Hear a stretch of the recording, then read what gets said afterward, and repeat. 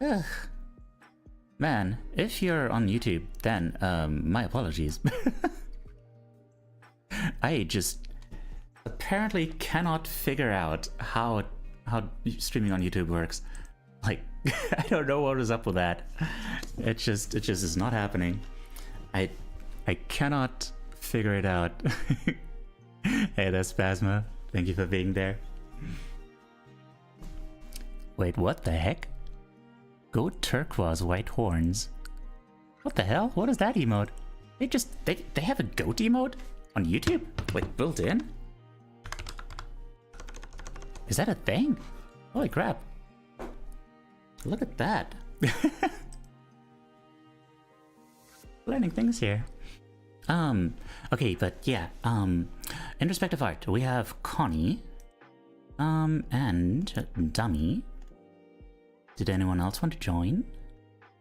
I don't think Aizen is joining because Aizen needs to be sleeping.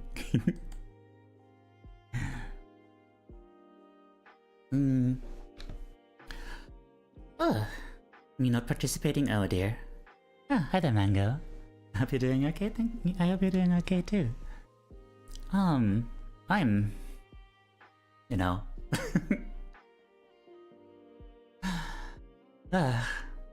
Everything has been strange recently, and it's not changing. Everything is still very strange, very strange.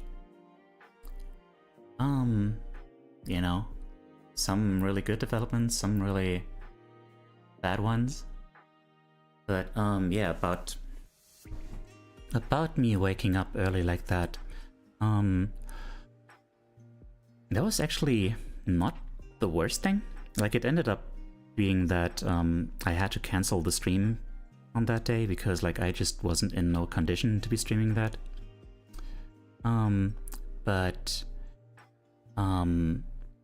Oh god, hang on. I need to put away this thing. That is not what I want to see. Okay. Yeah.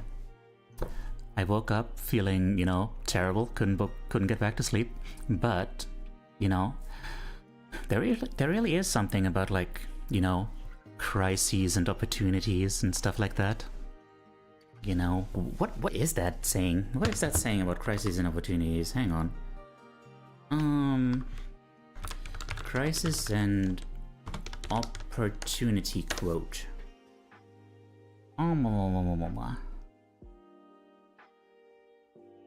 Showing all quotes that contain crisis. Hang on, no. What is this?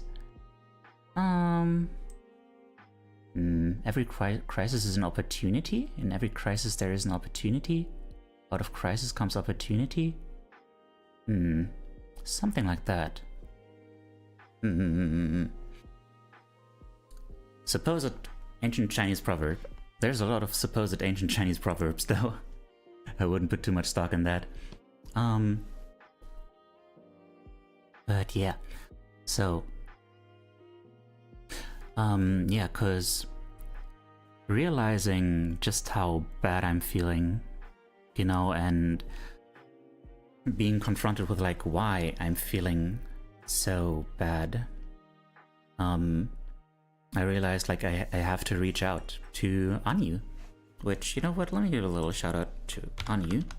Shout out for Fruit Bat Anyu, who is a real life friend for me, who lives pretty nearby, and, like, I just, you know, contacted them, like, hey, could you maybe, like, come by? Like, or could I come visit you, like, today? Is that okay? I mean, it's okay if not, but, like, it's just, you know, just asking. And, you know, they came. They came by, and it was good.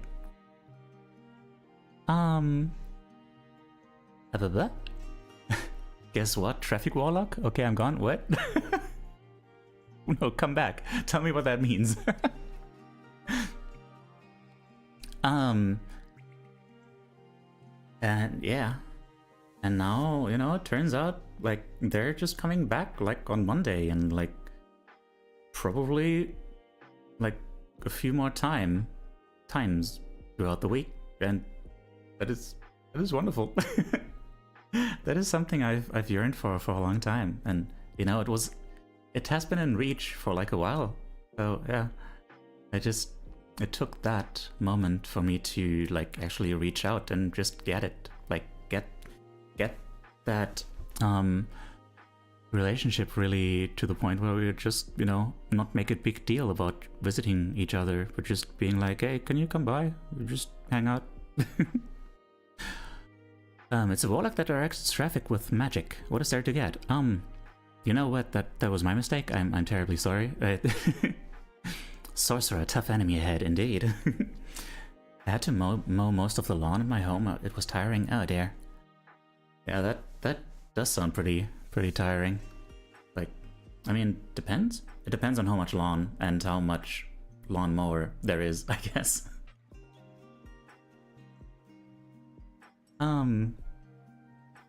Yeah. Is there anything else to talk about? I don't know. Not without, like, getting into subjects that I don't really want to talk about, you know?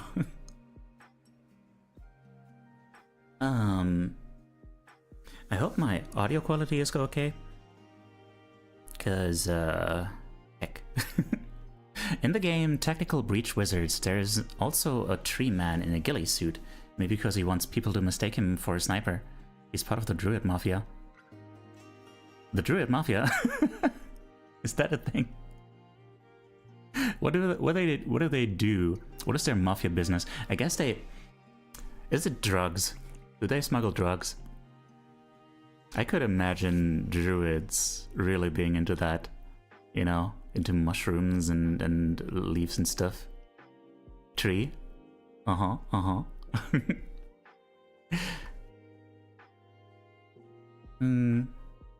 Wait, I just remembered. Quote, you asked, really, I don't know what that was in response to. Tree mentioned.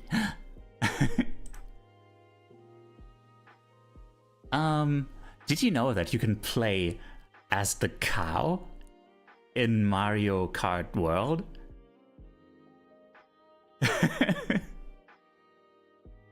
It's the Druid Mafia, no! Druid Mansion at La Pate, damn it. Also Skittle in chat, yay! A good friend. Okay, so... so far, we only have Connie in terms of participants, so that is not great. Oh man, I'm gonna need to start preparing, like, contingencies and stuff again. Instead of a Navy SEAL, there's someone who can see the future who is a Navy Seer. Oh. Is it all just puns? Is that what it is?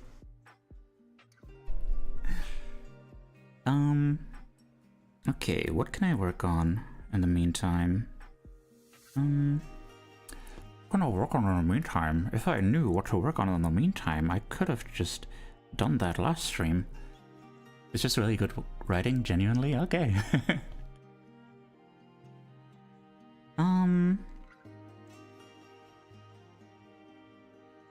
Okay, wait. There is... You know what?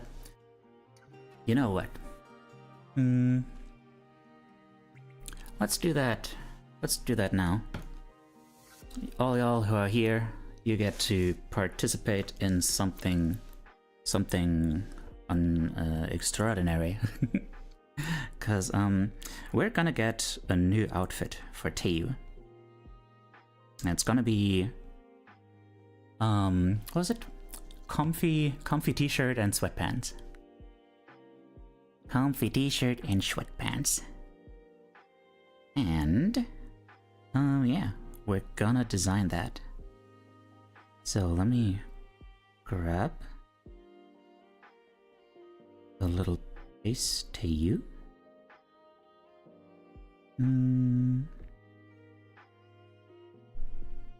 Here we are. Wait, no. Why am I going in here? There should be a full version of it here. Also, hang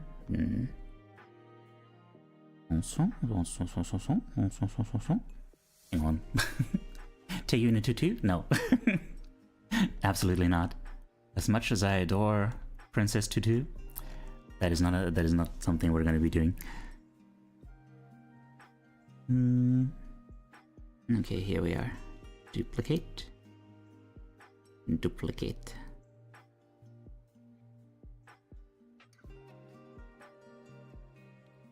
Then move them up. There we are. You guys should probably actually see what is going on here, but we'll do that in a moment.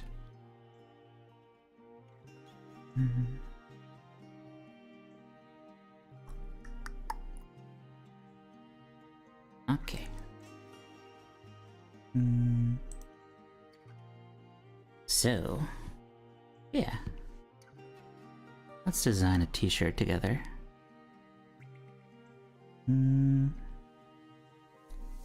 Actually, I'm not sure if this is the best choice for that. Ah, it's fine. It's fine. So, pen, here we are. So, let's put here. This is a bunch of layers. There's way too many layers.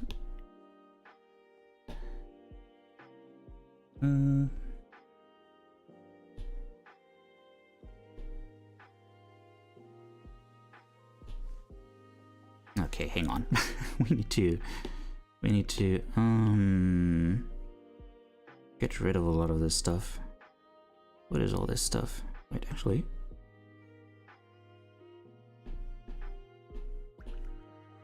What about that sketch? Can we just use that?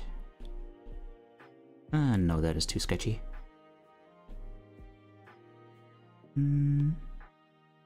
Wait, do I not have any outline layers? No? No outline layer? Looking good? You think so? I mean, well, yeah, I mean, yes, of course. Naturally, it looks very good. Yes, yes, indeed. Where the heck? Where's the outline layer? Ah, there it is. I didn't see you there. Okay.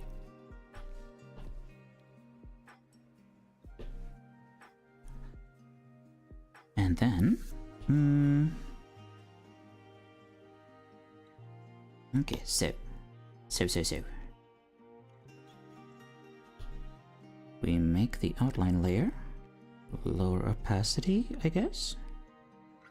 Yes. Lower opacity. So now,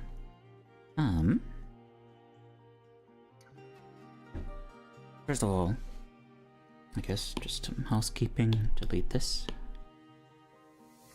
Delete this. And then duplicate this. Okay. Now, what could be a design for the t-shirt? Wait, actually, I do have, wait, do I not? Do I not? Oh, apparently I don't, okay. Wait, here we are. No, we're not. We're not here. Here is where we're not. Oh, wait. Discovered something. No. Discovered something. Ah. I mean, okay. I guess it's at least a nude. At least we have nudes. He should wear a t-shirt with a photo of himself on it. I don't think so. That sounds very conceited. So, what do sweatpants look like? Those are like the really comfy, wide and soft ones, right? Sweatpants. I mean, apparently there are some tighter ones, but like, say you wouldn't wear tight ones, and also like, it's just not practical. Like in terms of rigging and stuff. Yeah. But like for serious suggestions though, I would like some serious suggestions. A shirt with a photo of a shirt on it. Damn it, Connie. No. I need actual suggestions. Oh boy.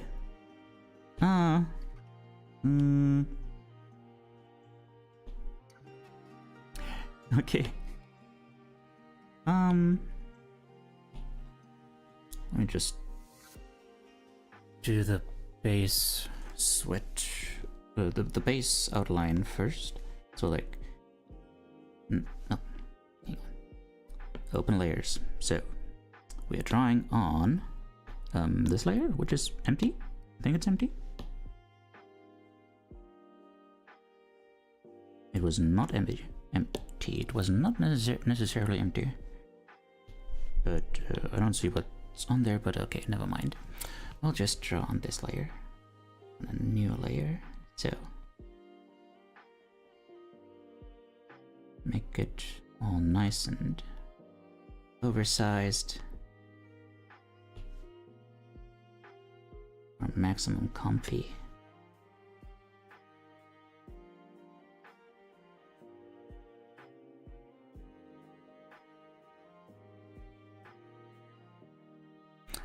Want to keep going with the nature theme on the shirt? Yeah.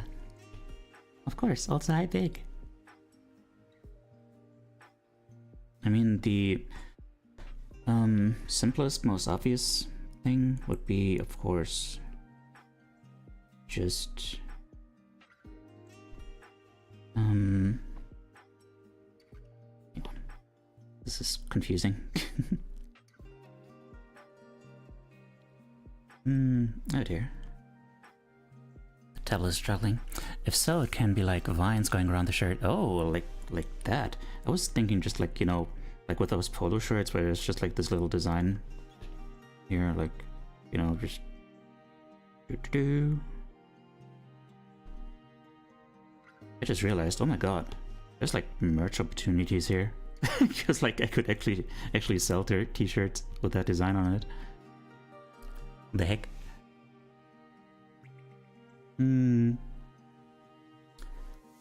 Of course, we're gonna have to work our way up to t-shirts. Right now I'm cautiously optimistic about selling stickers.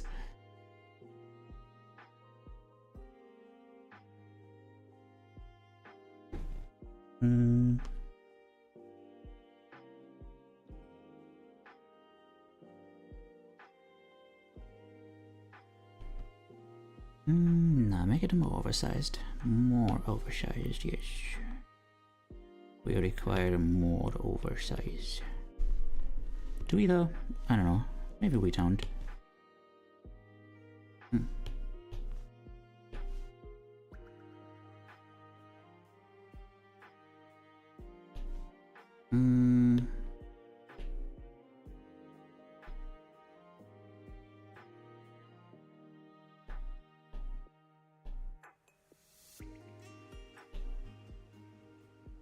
Fluffy hoodie that's got leaves instead of fur.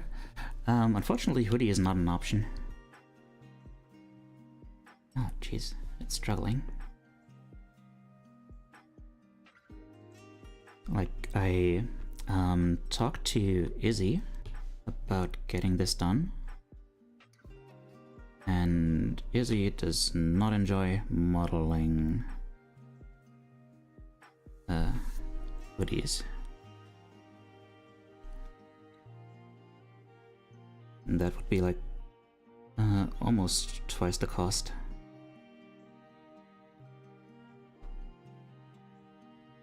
So yeah.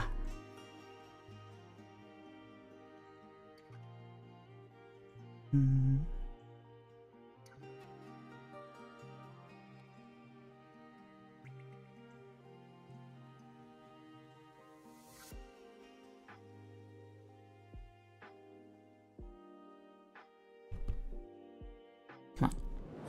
Wow. Oh. Oh man, Nasu. Thank you so much for the raid. Yeah. Good night, Nasu. I'm gonna remember to give you a shout out this time.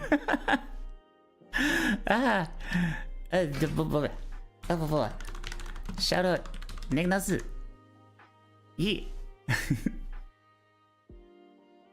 Hi everyone, this is Teiyu, your emotional support animal. I am a fledgling mental health content creator. Yes. DJ ZMX, welcome in. Here you go. Here you go. All right, that's enough. That's enough. I don't know. That was not the most representative clip. maybe not the best. Maybe not the most Neknasu like clip.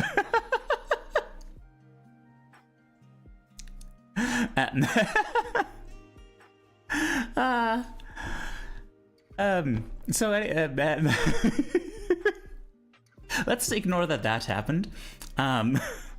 Your art looks like the characters from The Man from the Window. What? Excuse me, what? The Man from the Window? Wait, what is that? What is that? Hang on, I need to know now. The Man from the Window? What? It does? Why? Huh? I don't understand. You're gonna have to explain that one to me. I've never seen that sort of fur before. Yeah, it's not one that you know, is that is very at the forefront. You know. Anyway, hi. Hello. The energy in my streams is a little bit different from Nasu's, but you know, we also have, like, you know, the same kind of openness, if you appreciate that part. And you know, if you're really into, like, you know, people who are very open and honest and like I look like Junior from The Man in the Window. Hang on. The Man in the Window Junior. Oh, like is it the bunny? Is it the bunny? The bunny person? All right. Thank you. Neka Zero Filter, she will tell you every thought that she has. Yeah, God, if I had zero filter, like, my streams would be very depressing. But you know, yeah. I know there's no wrong interpretations, but yeah.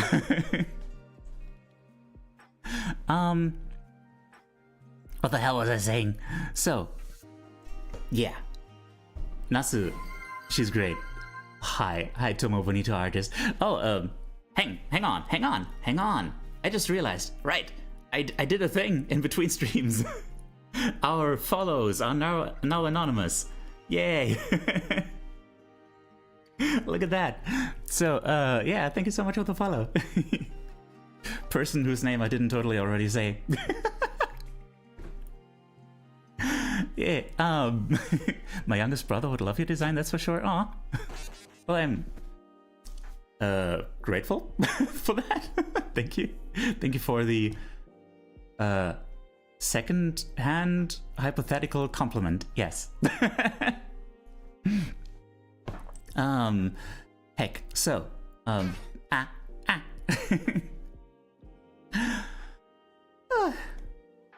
hello. God, I am. Yes. So today we're actually doing a thing. We're actually doing a thing where, like, we get together to draw, like, kind of like hang on. Let me just show you the let me just show you the short. Hang on. Let's do that. Let's do that. Why struggle to explain the thing when I have a thing to explain the thing? Art therapy is a way to connect to and explore your deepest thoughts and emotions using art. It can be hard to find the words to really grasp those feelings and get them out there, and art can offer a gentle and safe way to unearth what goes on deep inside. And you might be surprised what you'll find there. You know, sometimes you think you know what something looks like, but then when you sit down to draw it, you realize you actually have no idea. Trying to depict your feelings makes you really have to understand what they are. Doing this in a group setting can provide a healing sense of connectedness and offer up whole new perspectives on your own inner world. I'm not a therapist myself, but I developed an interactive stream concept based on my own experiences with art therapy called Introspective Art, which I stream every Sunday on Twitch and YouTube. You don't have to be a great artist to take part. It's all about the process of expressing yourself and sharing it with others. So come hang out sometime. Yes, do come hang out sometime, yes. Please do. Hi.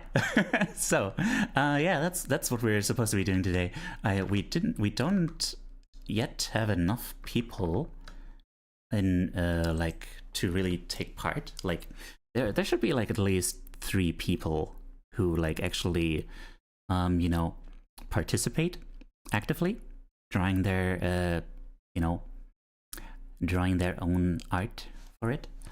And so far, yeah, we only have 1. So, Law, thank you for the hydrate.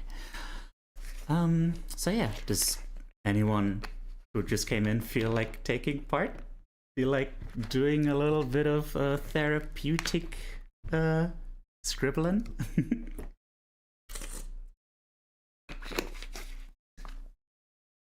It doesn't even have to be like super therapeutic. Like, I was thinking for today, like just a subject like friendship or community, you know? Just that would be pretty great. So hang on, let me scroll back up because I missed a bunch of messages. Neckpal fling raid. Oh god, we're flinging them now. Is that a thing? like the Joru emote, the throw bun. Hi there, Charlius. Can I have extreme stress-inducing sketching therapy? Sure. I mean, ideally you would be like getting the stress out there so you don't feel it anymore. I do have to say, like, I'm, you know, since I'm not a therapist, it's up to you to not, you know, do anything that stresses you out terribly much, you know, because I'm not qualified to like walk you through that. Hi there, Ev. Babe, making teriyaki tofu sandwiches. Yo, what's up? Sure. I think that's called a commission, indeed. Yes. Lion Suffix, hello. Silver Dragon Sunset, hello. RTS Avalanche, hello. 15 Spoons, hi. Law the Fox, hi. Hello. Found a cute goat, gentle forehead smooching coming. Oh no, not the gentle forehead smooch. Caveman Bill. Oh, right. I need to get in the habit of not actually reading out the person's name, because that kind of defeats the point of making it anonymous. Thank you for the follow. I appreciate that. Reset Crumpets, hello there, welcome in. And Tomo Bonito Artist, hi. Hi. Hello. Mossy. Mossy's there too, and Last Triceratops. All these people who I know. Ursagoi, hello. So many friends. Henpai this. Dark Lucia. Yeah. Okay, I think I am pretty much caught up. I look like Ezreal Dreamer, yes, indeed. I was inspired by him. Oh wait, I just realized I forgot to turn the music back on. There we are. Hydrate and stretch, yes. Wait, did I already do the hydrate? I think I did the hydrate. So, stretch.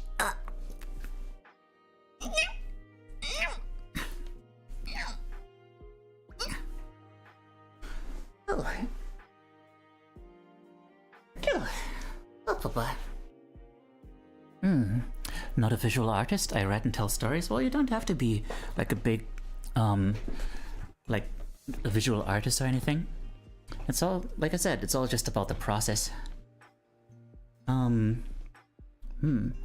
should work on some of that a bit more. I've been focusing on work stuff a lot lately. Well, now's the opportunity.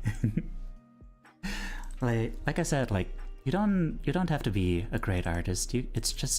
It's all just about the process of like looking inward, seeing what's there, and figuring out like, if I had to find a form for it, like visually or otherwise, like, I don't know, we have someone who does like actual like 3D animations, and there's even been one with like voice acting and stuff.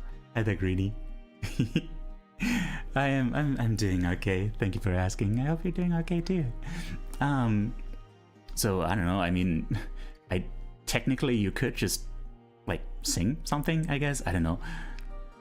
I don't think just writing in itself would be it, because like the thing about that is like a big part of like the whole art therapy process is to like kind of move away from just language and into something that's like more intuitive, more just feeling based, less like, you know, when you're working with language, there is too much of a risk of just like sticking to like familiar patterns. Like when you're thinking like you know, what does sadness feel like? It's like, you know, you have these words prepared for that, like just sadness, you know, depict sadness in a word, and it's just like the word sadness is like, okay, well, darn. Or, you know, you could go further than that and just describe like what sadness feels like, but it's probably gonna end up being like more of a very cerebral thing that doesn't really get you closer towards your feelings and get you a stronger connection to those. Messages from YouTube not popping up in live stream chat. Yeah, no. that's a Twitch thing that I can't do that. Doing good, just chilling now. Yeah, I'm okay. Yeah. But I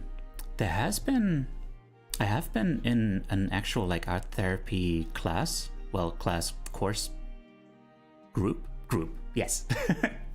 Where one of the participants was someone who just, you know, used words, but like he still colored those words and arranged them on a page, you know, so there was still something there to the way just he arranged them that was more like intuitive, more like, you know, drawing on the right side of the brain, like that's a thing. Like, you know, it's not really scientific to say like, oh, the right side of the brain does this and the left side of the brain does that, but there is something to the idea that like one side, like not one side, but like there are at least two different modes of thinking, and one of them is more like, you know, the linguistic mode that like analyzes and has all these patterns and, you know, and just says like, you know, that is the reason why, like, you know, in the short I had like this drawing of Nyaskarada from memory, and the reason why I didn't know what Nyaskarada really looks like was that my brain just has like, you know, this shortcut that says like, oh yeah, that thing, there's like Nyaskarada, it has like these, you know, I have this very simplified schema in my brain of like, you know, green and that stuff, yeah, that's that thing. I can recognize that thing and put a name to it. But then when it actually comes to like looking at the thing, you know, when that doesn't happen when it's just like, you know, that shortcut. When it comes to like trying to draw it from memory, I end up being like, oh, I don't actually know. Like, it has like green cat and you know? And yeah, the same thing can happen with feelings, is that and like everything else basically, your brain just has these linguistic shortcuts, and because those are easy to work with, that's that. So yeah, that's why there's a risk of being like too superficial when you when you just are working with words, because like that's the domain of those. And the other like mode of thinking is where you really like just feel everything, and it's like it works more holistically and stuff like that. Like you're really perceiving, you're really just taking it all in as it is. Another way of putting it is that most of our communication happens non-verbally, and so putting it into a visual can communicate emotions more effectively. Same with sound and music. Huh. Oh, interesting. Never considered that. Also, hi, Vagrant AI system. Hello there. Oh, you've been following me for a while, and this is your first message. Hello there. Welcome in. I mean, hello, welcome back. Hi.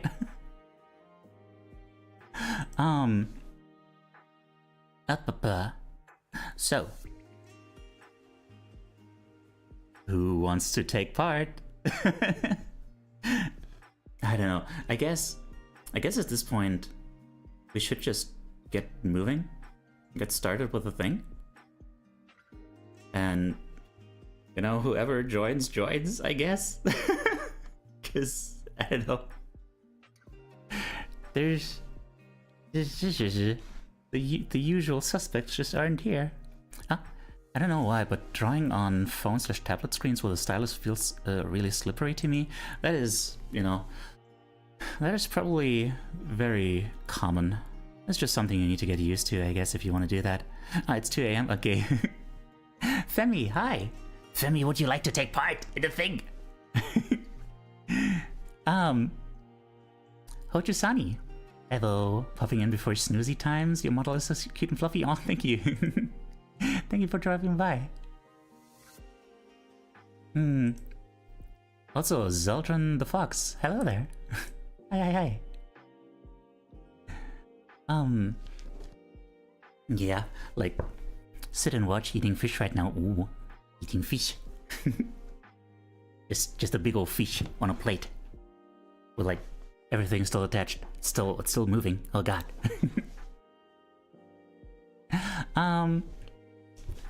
Yeah. So. Yeah. Where the heck was I? Okay. So. Yes. We're gonna do the thing. Right, the thing I wanted to say was like yeah, it makes sense that drawing on a screen feels very slippery, because like, you know, usually you would be drawing on paper, and paper has a texture, you know, it's not that smooth. It's very like, you know, it gives you just a little bit of like resistance when you drag the pencil about it, like across it. And then, you know, when you don't have that resistance, it's like, oh, hey, what is happening? I had to roll the tofu in starch before putting it in a pan, and when I did and looked back at the cutting board, there's almost heart shape in the starch that was left over. Aw, cute. We require photos. Okay. So, let me just go through the rules and stuff again. So yeah, like the short said, this is adapted from art therapy. We're not calling it art therapy because I'm not a therapist, and even if I was, we couldn't provide a therapeutic environment in here. But yeah, art can help you connect to your feelings and express them and get them out there, and it's all just about the process of doing it, rather than like, you know, having something to show off or, you know, whatever. It's not about the quality of the product, but about the quality of the experience. There are paper texture-like screen protectors you could try. They will wear out your stylus quickly though. Oh dear. I never considered that they would do that, yeah. I just destroyed it without making a photo because something distracted me. Oh no! Okay, so next part. Yeah. There is a house in New Orleans they call the Rising Sun. It's been the ruin of many a poor goat. And God, I know I'm one. Okay.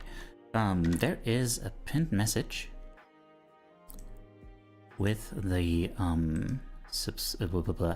with the form you can submit your submission to.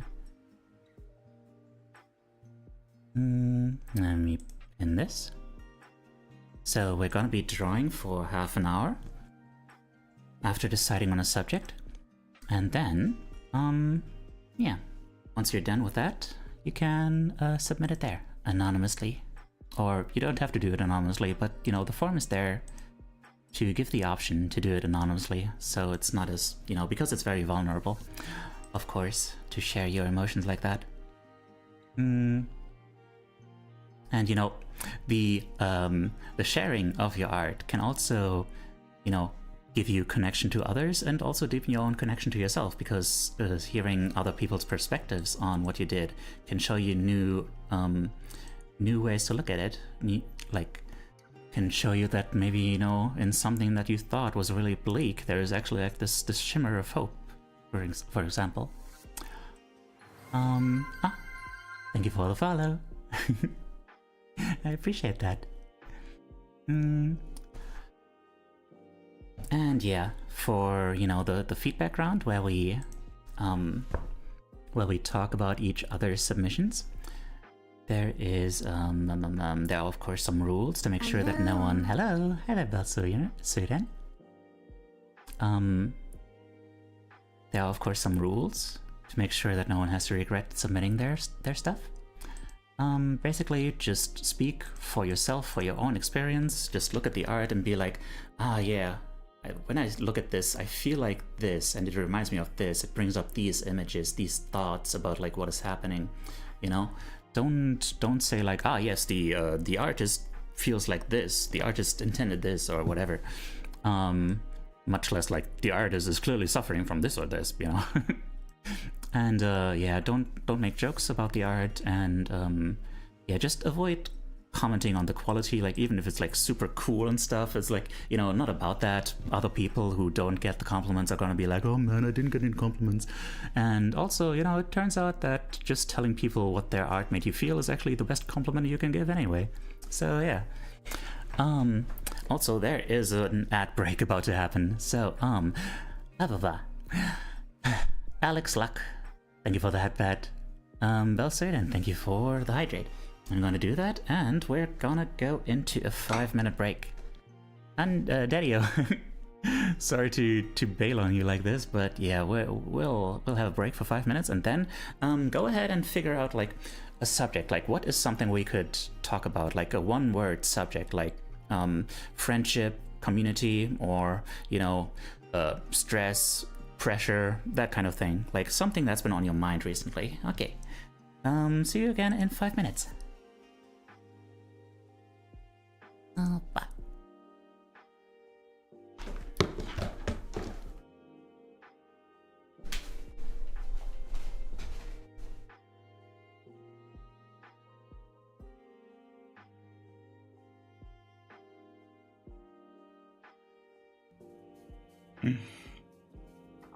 Tummy full, pizza tasty, good, nice to meet, things okay. That was their comment. Aww. That is so pure. Tummy full, pizza tasty, good, nice to meet, things okay. It is. But I was just talking about poo-poo. Pro players, but with a try-hard attitude. Man, that actually does seem really horrible. You know, like, if they're just like kids with a try-hard attitude, you can be like, yeah, they're just little kids. But then if they actually beat you and they're still like, yeah, look at me, I beat you. It's like, well, fuck you.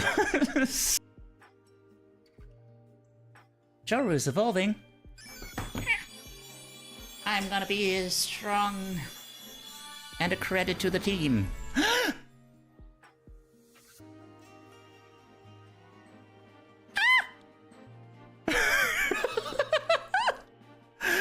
at him! Look at him! He's beautiful! read the Pokedex entry.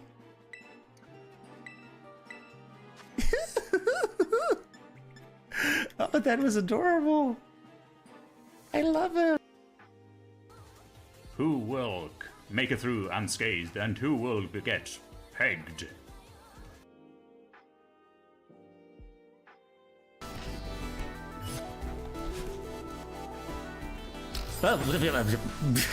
Oh god. Wait, no. It's, right. No. Oh, Jesus Christ. What's next room? What are you talking about? Oh god. I can't even tell anymore what we're talking about. What is the 6th jump room? Okay, yeah. Okay, wait. Okay, so wait. I can't even tell if my controls are reversed. They are reversed. They are reversed. Ankles, oh no. Oh no, but I need to bank on. No, I don't have to bank on. Oh wait, there's a bank on. What am I doing right now? You couldn't eat the panko fast enough. I still have the panko.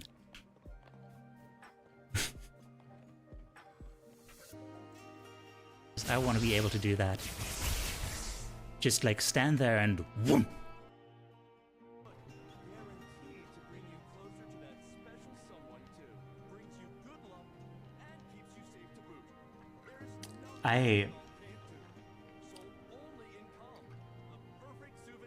I'm not gonna comment on the shape of those. I'm above that. I claim. Yes. Hello.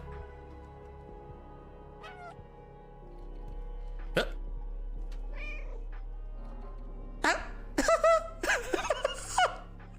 at that! It's nodding at me. Yeah. Kitty cat. Yeah. Well, cat videos. Yeah, you understand. Mein Gott, Leute. Meine Mama hat mir einfach erlaubt, dass ich Cola trinken darf. Wie cool ist das bitte? Jetzt zocke ich Fortnite und trinke Cola. Yippie!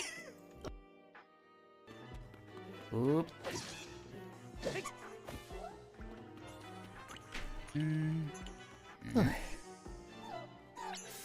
Yeah. Aw, god damn it. Wow. I'm back. Hello. Alright, so, yeah, suggestions for the subject. Yeah, mine would be, like I said, like friendship or community, those have been on my mind recently. Self-compassion, ooh.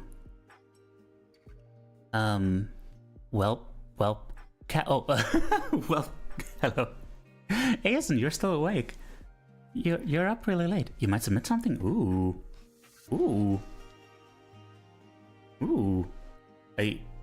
I'm scared for your sleep rhythm, but I would love that. Feeling a little reflective currently. Ooh, nice. Self-compassion. Okay, self-compassion. Yeah, that's always a relevant one.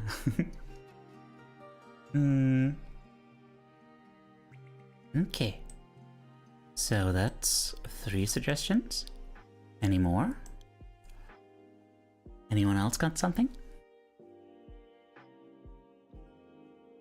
Gonna do a countdown.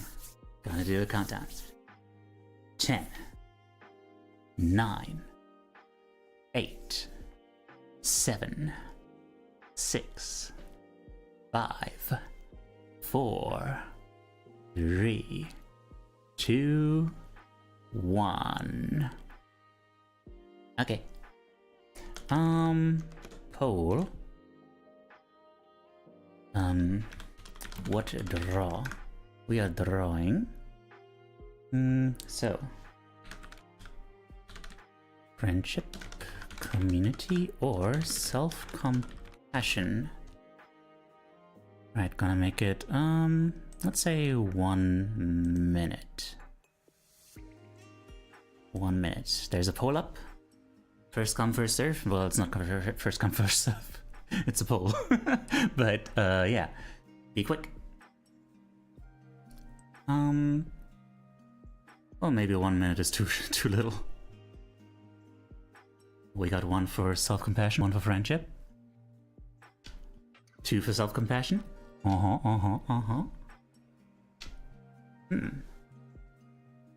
Interesting. Okay. 3 for self-compassion. Oh, 1 for community. 4 for self-compassion. Okay, it's looking like a pretty big victory for self-compassion. Yeah. Thank you for the love. 2 for friendship. Can friendship win this? But no, I mean, let's not say that friendship is like the ethically correct choice or anything. No, the interesting thing is that self-compassion, you could see self-compassion as a thing that's like, you know, a pretty big victory for self-compassion. That's always good to hear. Yeah. An interesting thing about self-compassion is that it can easily be like, what was the word? Conceptualized as like treating yourself like you would a friend. So that's an interesting little connection there. I like that. All right, we have a subject then. Let me just bring it up. Where's the? There it is. Currently drawing self-compassion.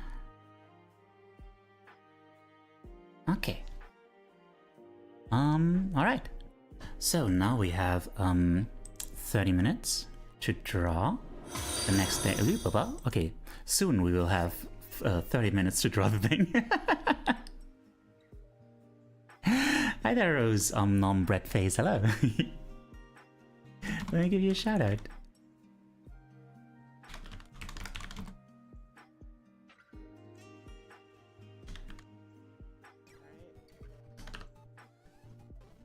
That's a cute model. Alright, do I risk it?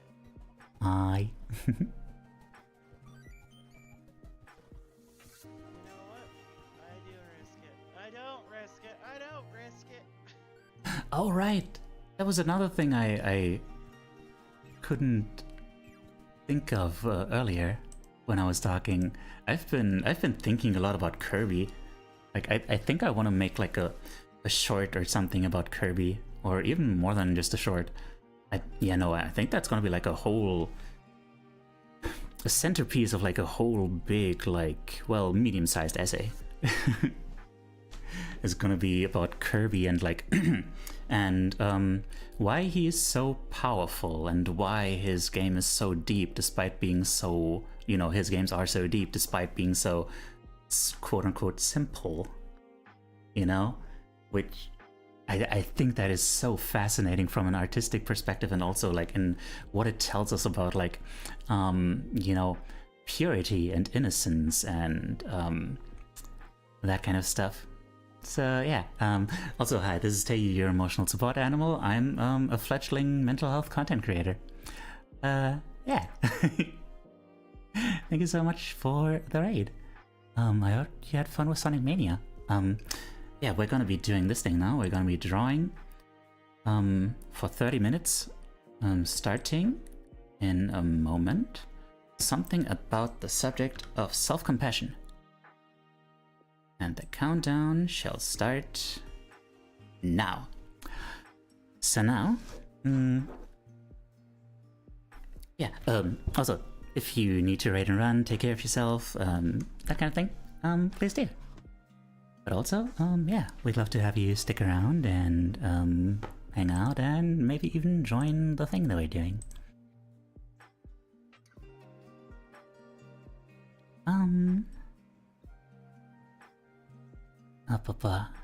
I'm going to lurk because I'm very tired. Oh, thank you for the lurk.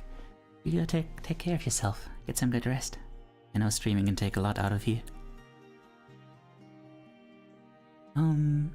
Yeah. Thank you again for the raid. I really appreciate that. And now, so, what does self-compassion bring to mind? What does it feel like? What does it look like? If you don't know where to start, maybe just pick a color that looks right and put it on there and see what happens. See what the next step is once you're there. Just feel it out.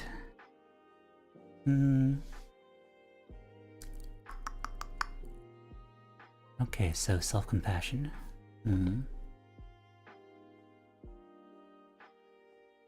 Gonna take a moment to look inward. See what I find there.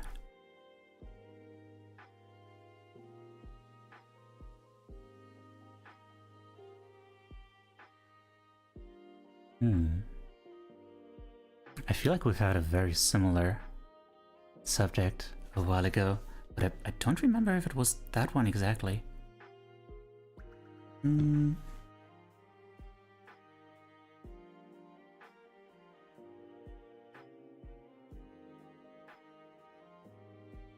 Self-compassion.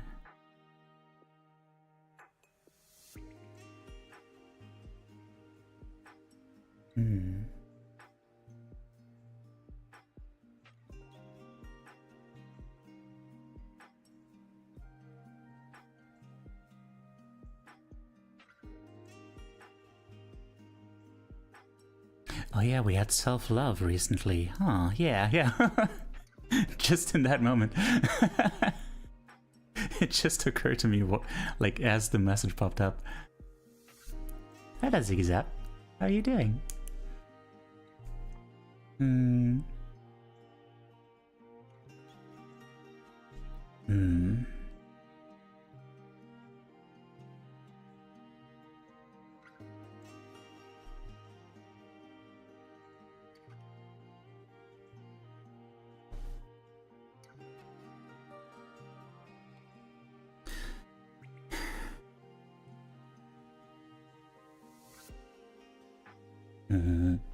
Making some blender plans for today. Ooh.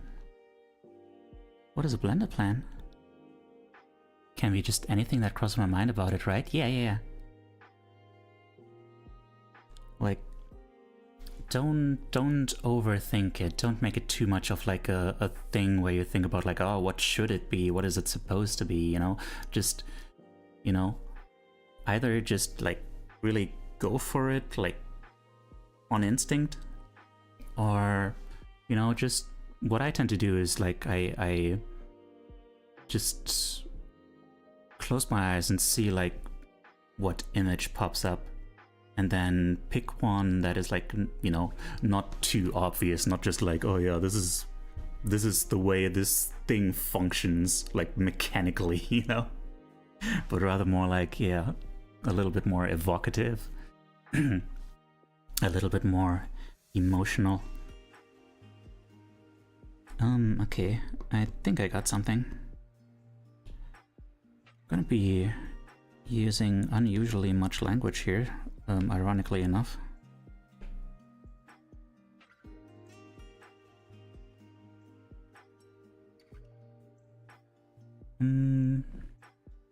But yeah.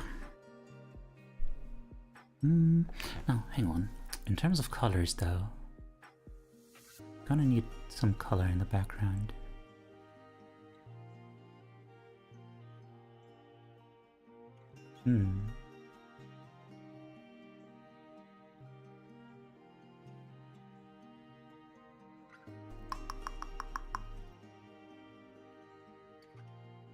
Do we want... No, we don't. Don't want a black background. We'll go for light and fluffy with something else in the middle.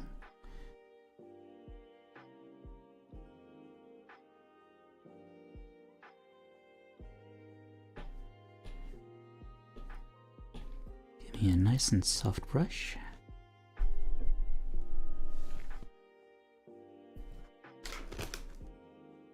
Mm.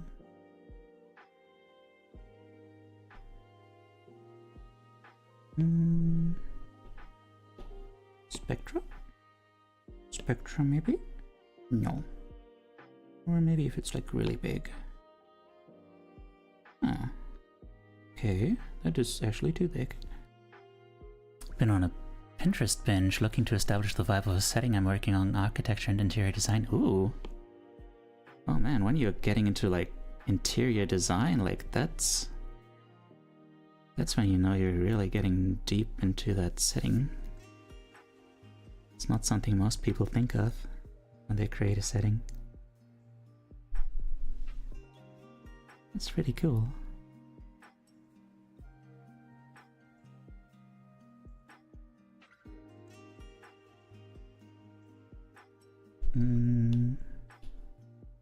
Okay, now we got this.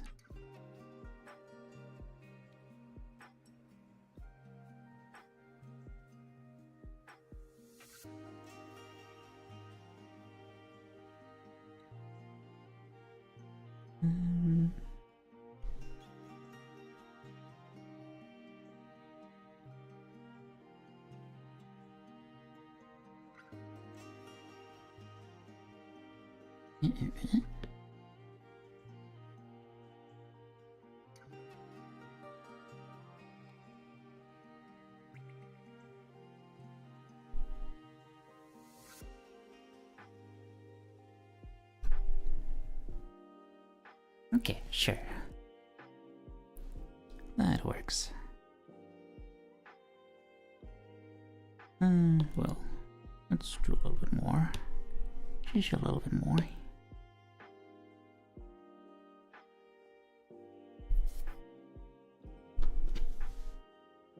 Okay.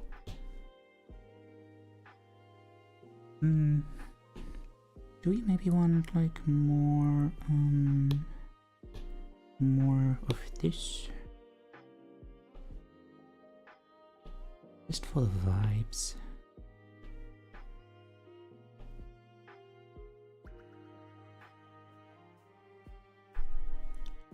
Sure. Oh damn, working fast.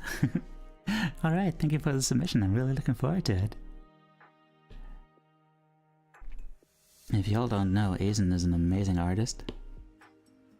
Which, by the way, Aizen, can I like commission you to like color that sketch you did for me for my birthday and like sell it as a sticker or something? You did say just let the brain flow, yeah.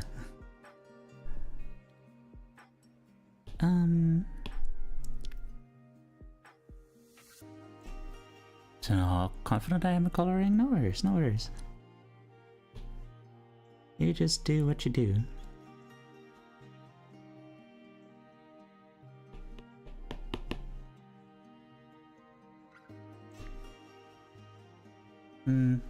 Okay. There's like 21 minutes left. On to the main event. Now, what brush do I use? Well, first of all, let's do a little sketching.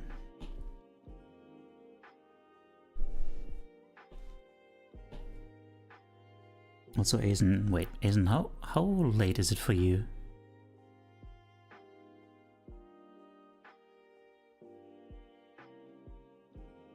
Hmm. 11:29. Oh, interesting. Oh, I guess you are on the southern hemisphere, aren't you? Because in that case, I guess our time zones might have converged a little bit more.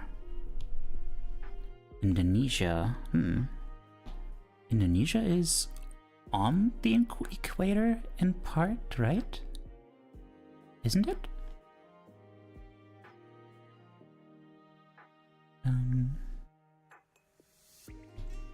Alright, I went gray for that. So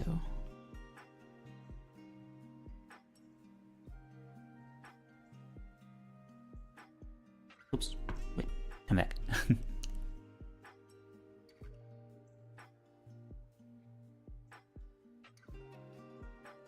You know what? Yeah.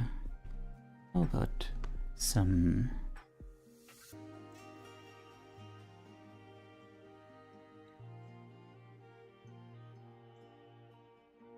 some of this.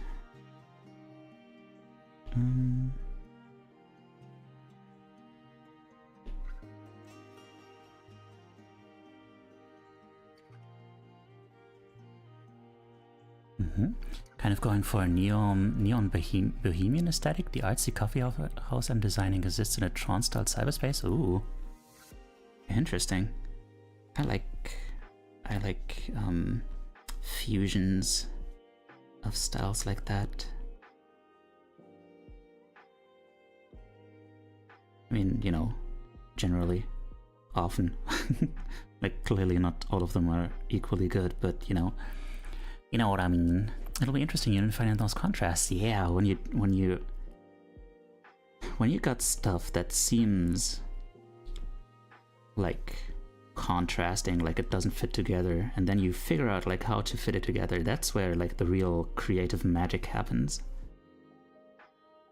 Like obviously like when you don't even know where your influences lie, and it just kind of pops into your head and it's like, wow, I don't even know what this is, but it's so different from anything else, you know, like obviously that's also extremely creative, but you know, generally speaking, the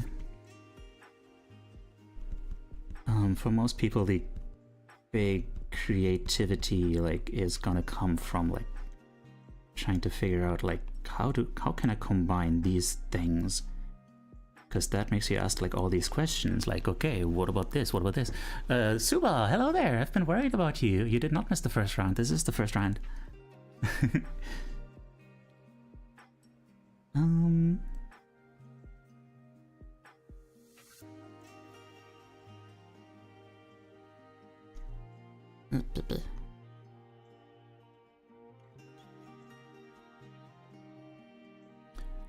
I don't even know. I'm not sure if there's ever going to be more than one round again.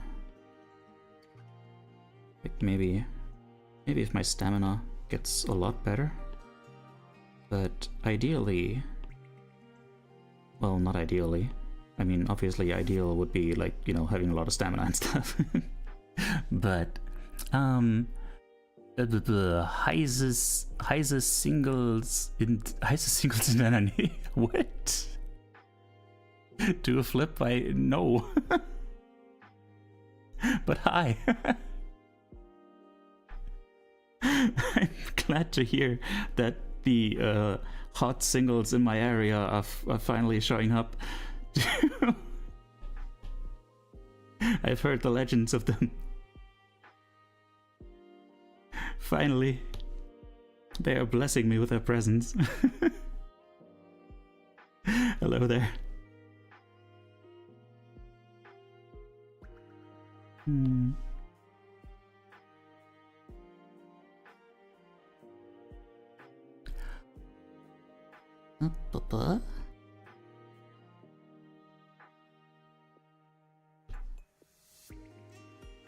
Okay. And then here we have these.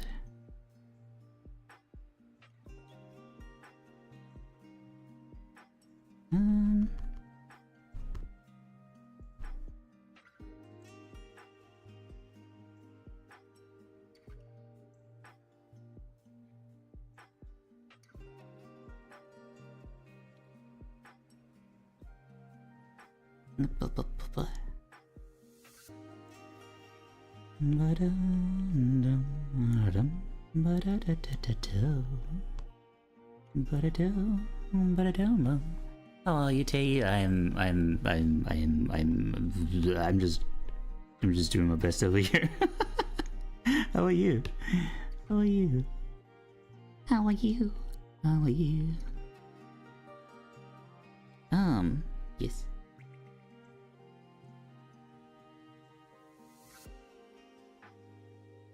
Legend of hot singles in my area. Tears of the Bachelor.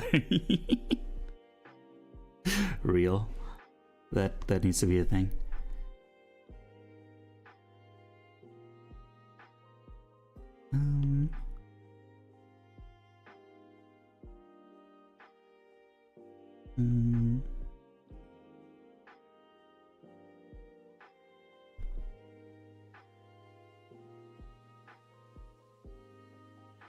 Oh man, there's like 14 minutes left.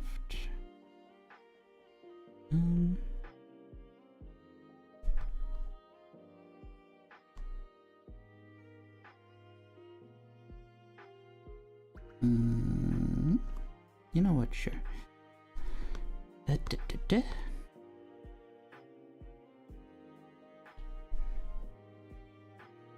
that a little smaller. Move it a little here. Okay. Now,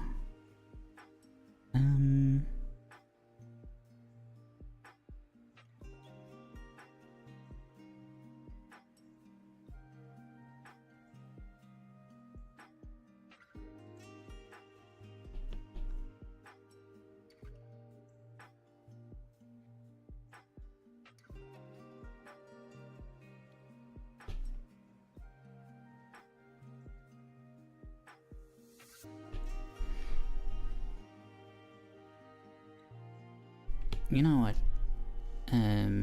Yeah. Yeah, you know, yeah. I like, I like how I keep saying, you know what? Then, you know, not even saying anything to anyone about what I was thinking. Just like, yeah, you know what? Yeah, you know what I'm saying.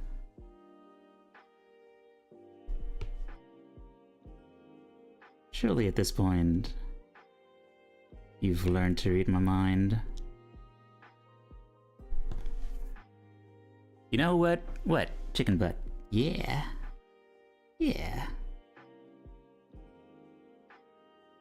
The butt of the chicken. That's a J-pop band, isn't it? Butt of chicken? Pretty sure.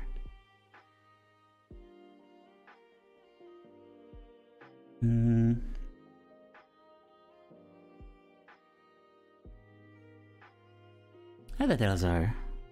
You're, if you want to join today, you're gonna have your work cut out for you. But the, I don't know. We'll see. We'll see how many people have participated in this round. How much time it's gonna take to go through the submissions. Oh yeah, right. This guy's supposed to also have a little thing around his neck. Look at that. But you know what? He doesn't get a thing.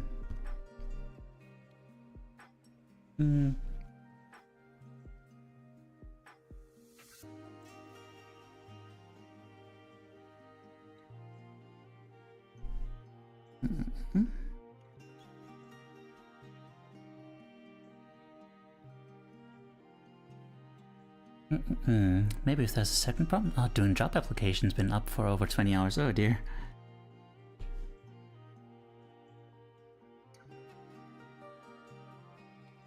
Oh, Baba.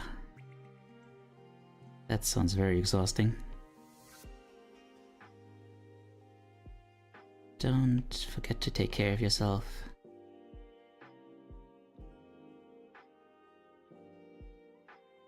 Ain't no one else gonna do it if you don't do it for yourself.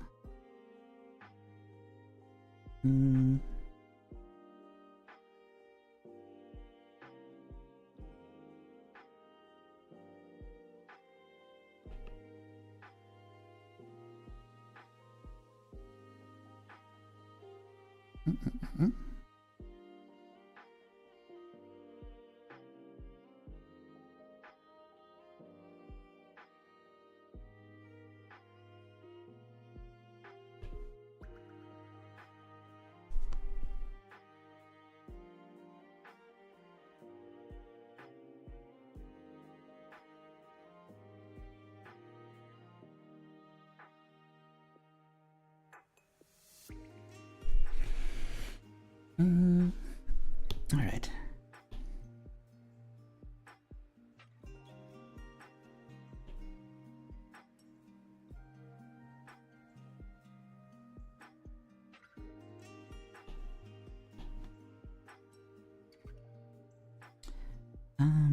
Drawing. Let's hurry up. Thought I had a good bit of time, but I do not. There's actually very little time to do all the things we want to do once we find them. I looked around enough to know you're the one I wanna go through time with. I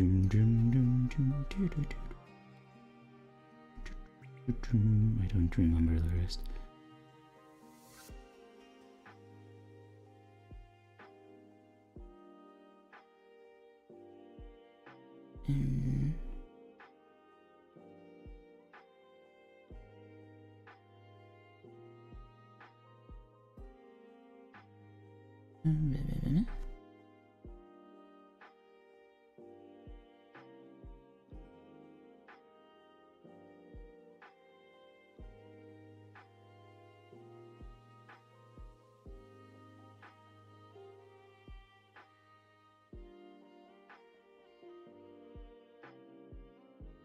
Submitted, thank you. I appreciate your being here, basically. And the everything and the stuff. Yeah.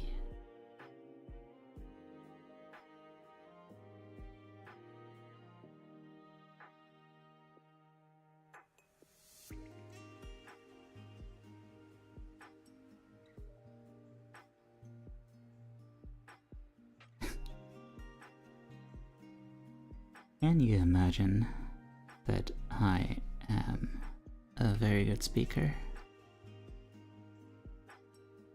I've been speaking like my whole life, give or take like 10 years. I like the implication that you can give 10 years extra, like I've been speaking for my whole life plus 10 years. That's an achievement.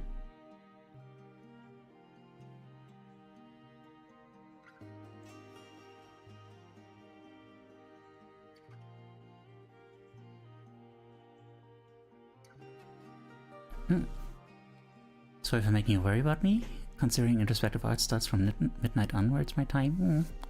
Why did you damage the plushie? What the fuck? I'm sorry. Sometimes it's necessary. Sometimes you have to kill your darlings.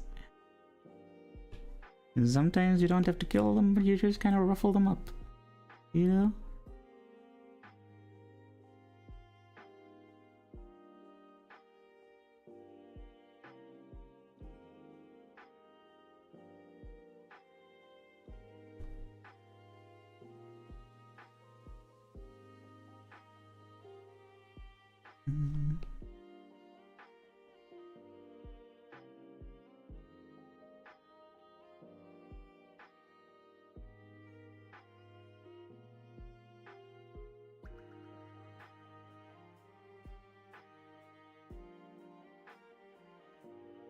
Grr.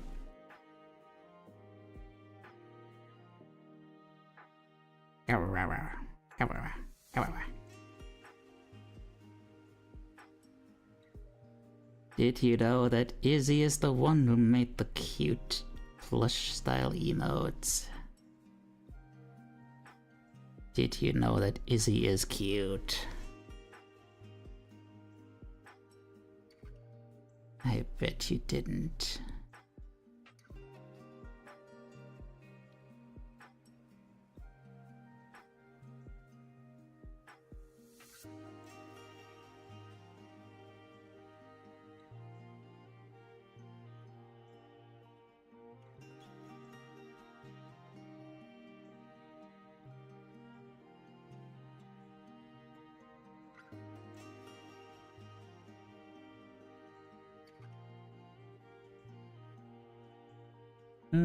You're a menace.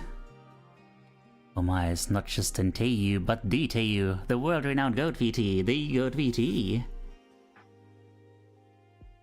There's been like 1 or 2 people who actually, you know, when I would pop into that chat, that would address me as like Goat VT.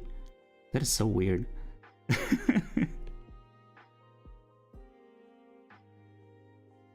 This is just a random thought there. Also, hi Musica. Hang on, I need to focus on this for a moment.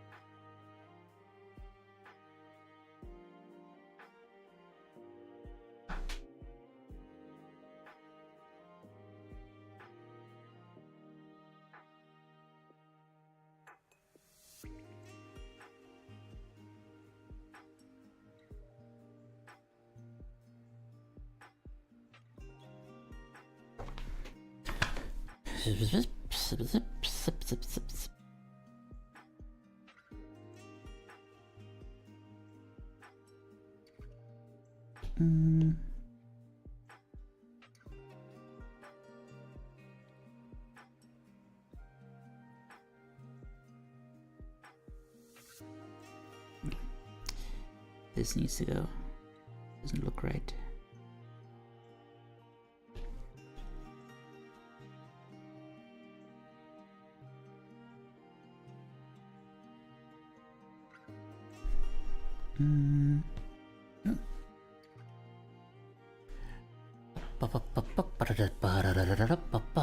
Okay. Now,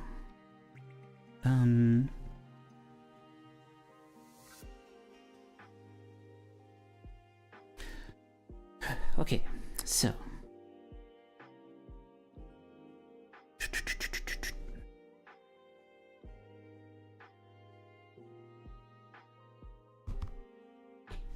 now let's quickly, there's like 2 minutes left and I need to hurry.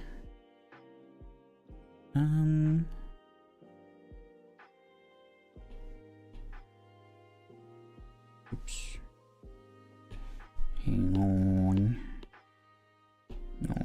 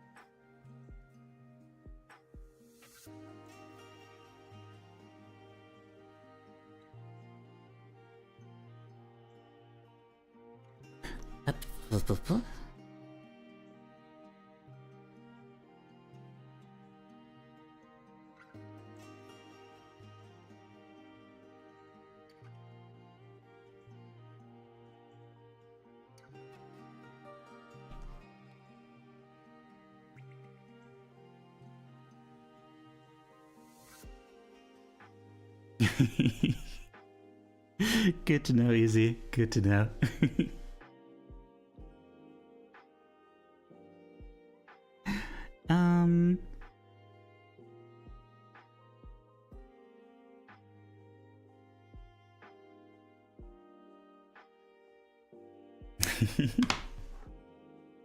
I know, Izzy, I know. Okay. Time is up. Okay, hang on. Let me scroll back up.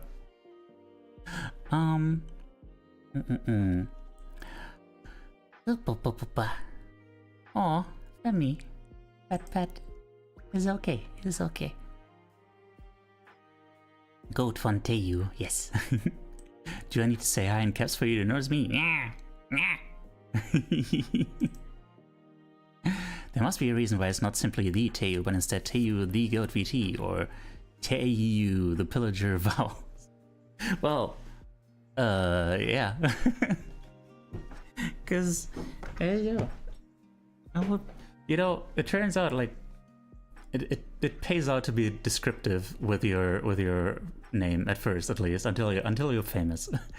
Once you're famous, you gotta be short and snappy. But yeah, like my first raid, actually got my first raid in like my first stream because someone had a goat in their stream and they were like, "Oh, that's funny. We can raid a goat with goat." So yeah. And I still got people being like, "Oh, a goat VTuber? Ooh. Let me look at that." You know? So yeah. That's just how you talk to adults, by addressing them with last name, Goat VT, Teiyu the. I hate the implication that the is like my middle name.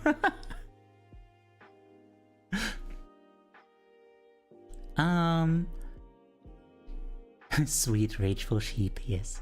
Do I need to use the forum link, or can I still use Discord to send my sketch? I would strongly prefer the forum link, because otherwise I'm gonna have to keep switching back and forth, and you know, there's a reason I got like that forum set up, because like it's not just the file, but also like a bit of commentary and stuff like that. So yeah.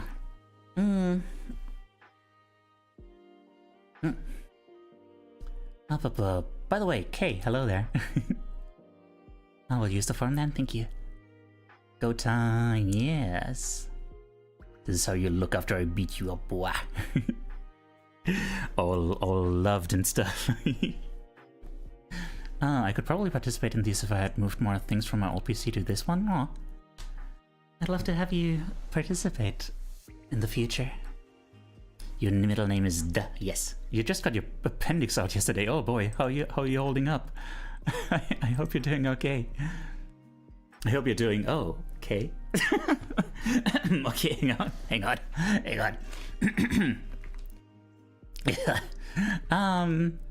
So where's the forum?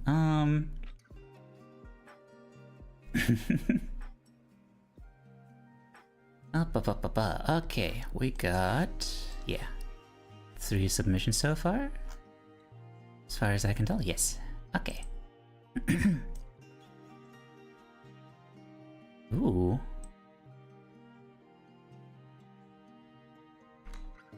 Oh, you're okay. It was a surprisingly easy process, huh?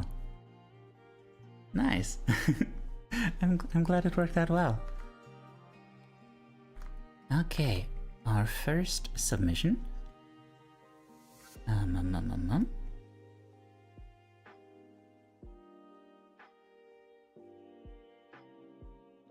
Yes, hang on, let me double check first if I'm not missing anything.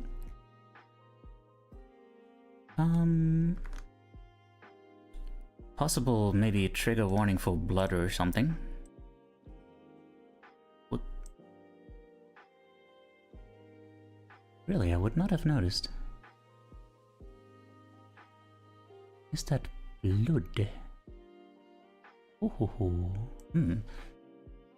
just in case. Oh. Hang on, now I'm looking for the blood.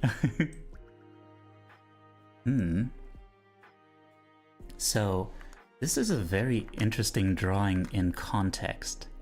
Because, like, if you just saw this, you would be like, oh, that's a study of a hand. That's someone like just like drawing their hand, you know? But as a piece on self-compassion, that is a fascinating thought. Because, like, you know, it's just like really perceiving you, really looking at you as you are, which it feels like a statement against, like, you know, all these notions you have been given about how you're supposed to feel, about like, oh, you didn't accomplish this thing, you are supposed to be this thing, you're all these things that have been like put on you from the outside. But if you really like just look at yourself objectively, then that is all there is. You're just human. You know? I like that. Now let me see if there's anything more that I'm missing about this. Down there. Is that shards? Or like... I'm still not entirely sure if I'm seeing any blood. Oh, wait. Oh, damn. Wait. There's red. There's a little bit red under the nails. Okay, there it is. Huh, interesting. Wait. Does that mean... Oh, there's red there too. Huh. Oh, okay, wait. That adds a different dimension to this. So... Oh. Also, what is in the bottom there? Oh.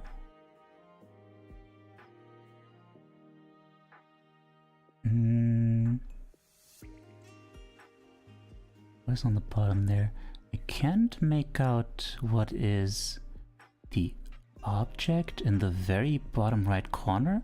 Like there's a notepad or something. Was it like a tablet? Wait, no. Oh, wait, that's another hand. Oh, right, that's just... That's a freaking tablet and the hand drawing the hand. Oh, wait, the hand drawing the hand. So that's like another aspect of like the self-compassion thing, because you're like, you know, taking like an outside observer's perspective on yourself. Huh. Like it shows this relationship between yourself and how you are conceptualizing yourself. Huh. So that's something. Now about the blood though, that is... Huh. Why the blood? Why these shavings down there? It's like they...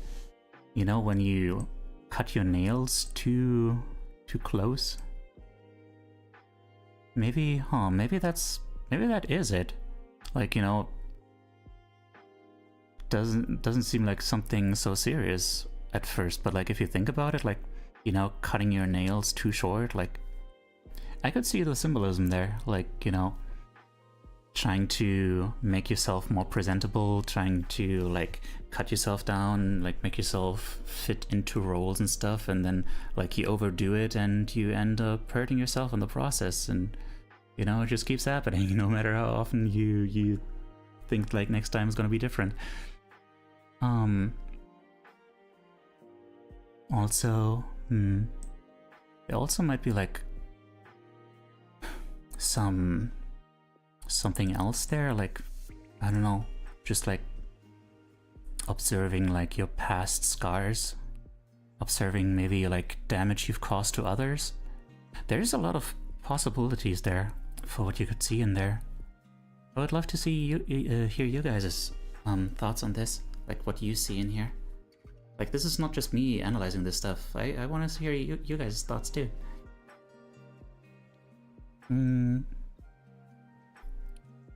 Yeah. Like down there. But yeah, there is a strong implication. Yeah, I mean, everyone else I would like to also, oh wait. Hang on, currently discussing, there we are.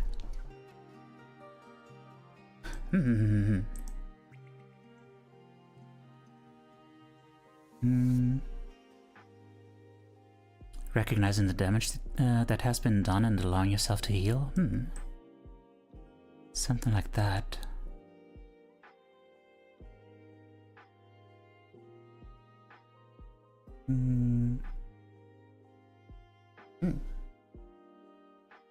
Alright, let's see what they had to say to this?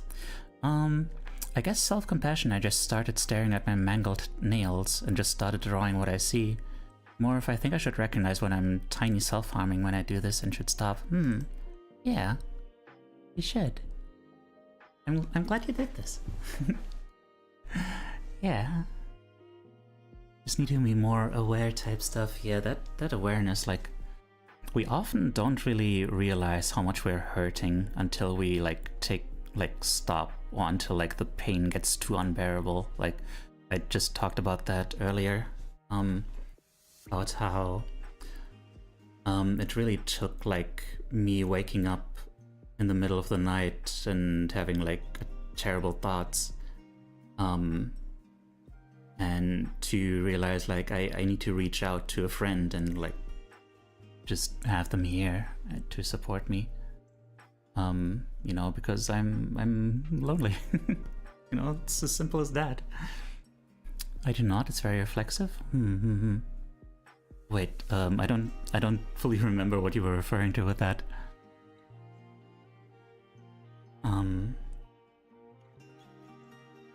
What is the reflexive thing?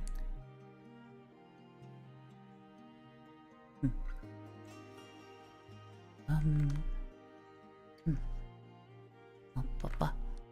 have a bad habit of biting my nails when I'm stressed. Ah, right, biting your nails. Man, I've never done that. Does it really like? Do really pieces of it come off and stuff? There was a. This is obviously not applicable to everyone, but when we read Atomic Habits, one of the examples it gave was of a dude who had a problem with biting his nails, and he overcame that when he went to like to get a manicure, and they told him that he actually has like really nice nails if he just took better care of them. And you know, he basically chose to become someone who is really proud of his nails and like really wants them to like be taken well care of, so he can be like, oh man, look at these nails, like they're so nice and stuff. And then, you know, that just stopped all of his like, you know, reflexive nail biting in its tracks, because like that pride just overrode it basically. Of course, the issue there is like you're apt to, like, if you have an outlet like that, I would assume that maybe something else is gonna take its place, maybe, if you don't tackle the underlying issue. Then again, like, if you have something to take pride in, like, that could, like, you know, strengthen your self-esteem and make, you know, just like your ability to, you know, what's it called, like your resilience against stress and stuff, when you have a stronger sense of like, hell yeah, I'm a big old dude with cool nails, I'm so attractive and smart and cool, you know. I figure it's gonna be less likely that you're gonna be like, oh there, you know, everything is weird, I need this outlet. Yeah.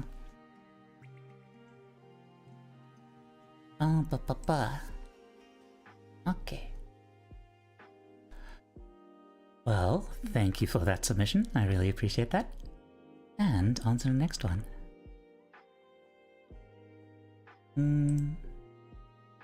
Shiba. Shiba. Shiba, shiba, shiba. Oh, a very simple one. Now I can eat, man. Please do. Please do. Rest well. Thank you for dropping by and taking part. And yeah, big hugs, my dude. Big hugs.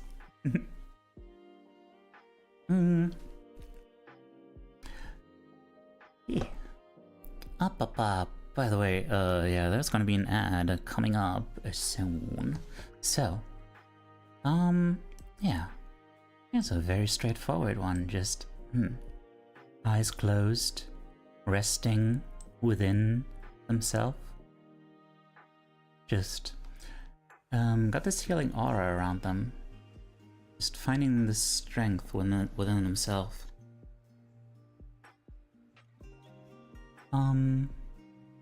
Yeah. And yeah. Man, what else is there to say? What else is there to say? There's warmth. And yeah, like I said, like the eyes closed, it really gives the sense of like, you know, being focused inward. And yeah, finding that light from within there. And yet the light is, it's also around them. So yeah, it's got that externalized factor too. Like, it feels like a shield. Like it makes them stronger, more resilient against like outside influences.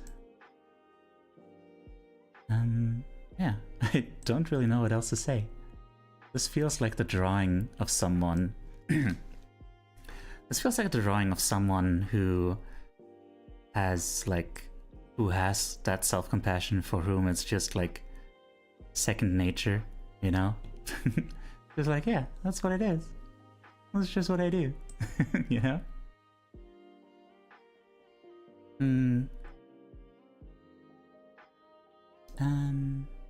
Yeah. Alright, let's see what they had to say about this. Did a quick one? Okay, you did. Papa. Okay. Right then, considering the ad coming up, I guess let's have another 5-minute break.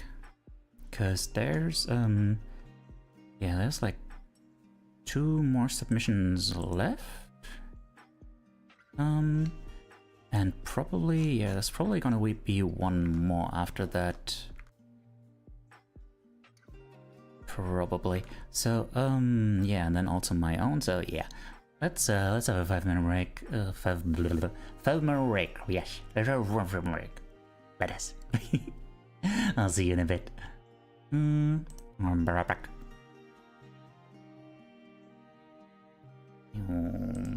Well, nope, not 30 minutes. That is a little bit much. 5 minutes is enough.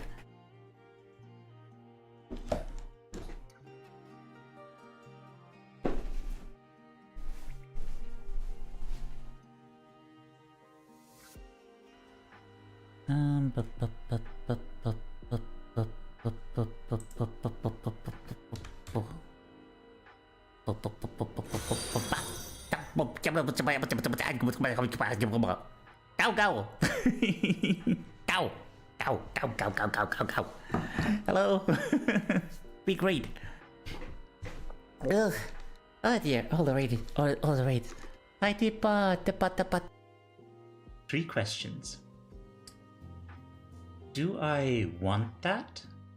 Do I want that? And do I want that? So like when it for example, when it comes to playing a difficult game that only frustrates you, it's like, okay, why do you do that? Do you really want to do that game? Like, do you really want to do that game? Like, are you in it with your heart? Is your heart there? And do you want to really want to play that game? Or do you just want to play a game? Like, why is it that game? Is that really the one that you want? And possibly the most important, do you want that? Or do you just feel like you're supposed to want it? Well, hey there, guys. Well, I'm Sonic the Hedgehog, and I'm gonna be playing some Celeste. Did you know that Celeste is a buddy trans girl?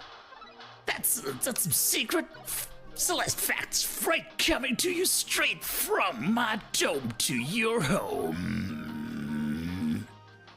Coming to you fresh from the Sonic the Hedgehog laboratories. I'm not gonna hurt my throat, I'm gonna hurt your dad. What? Why? Don't hurt my dad, please. Hey, I'm glad to see you. I also have a winning personality and a fat ass. Like, You're cute. you.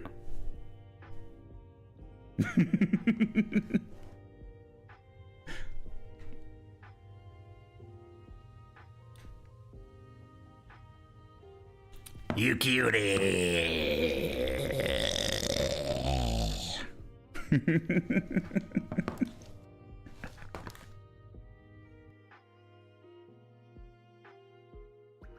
I used to do that sometimes, where I was like, okay, if this or this doesn't happen, then I know for sure that they don't care. Something like that. And it was just like, okay, then at least I have clarity, and you know, I am used to no one caring about me, so heck yeah. Home sweet home. But also, when you're doing that to someone, you're making them take the responsibility for that. You're saying like, oh, you're the one who does not care about me. That is your fault. That is your shortcoming. And I am the poor victim. And, you know, everyone should love me, but no one does. And that's their problem. That's the thing with numbers, too. The thing with numbers is that they go on infinitely.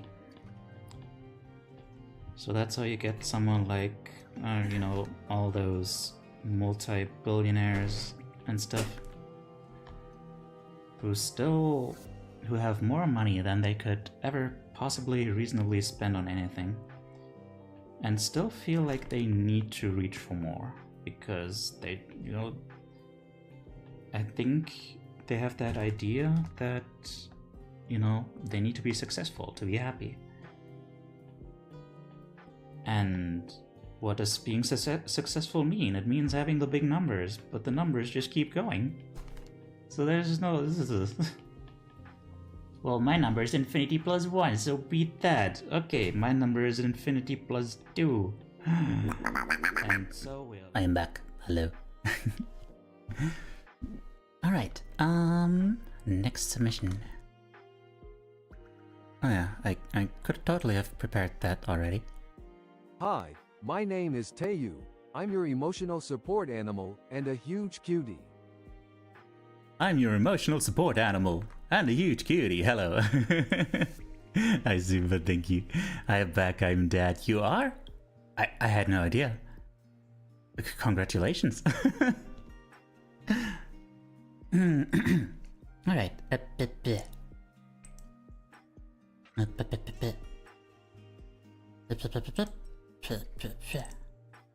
Huh.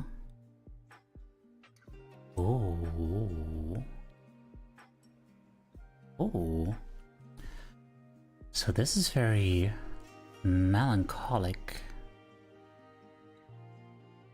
But no, not necessarily melancholic. Like, there's a the blue and like nighttime feeling with these wispy humans there. Sorry. Gives it a bit of like this melancholic vibe, but it's also serene. There's beauty in there.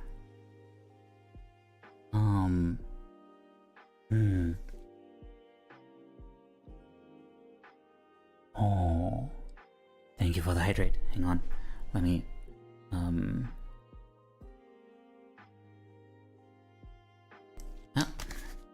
and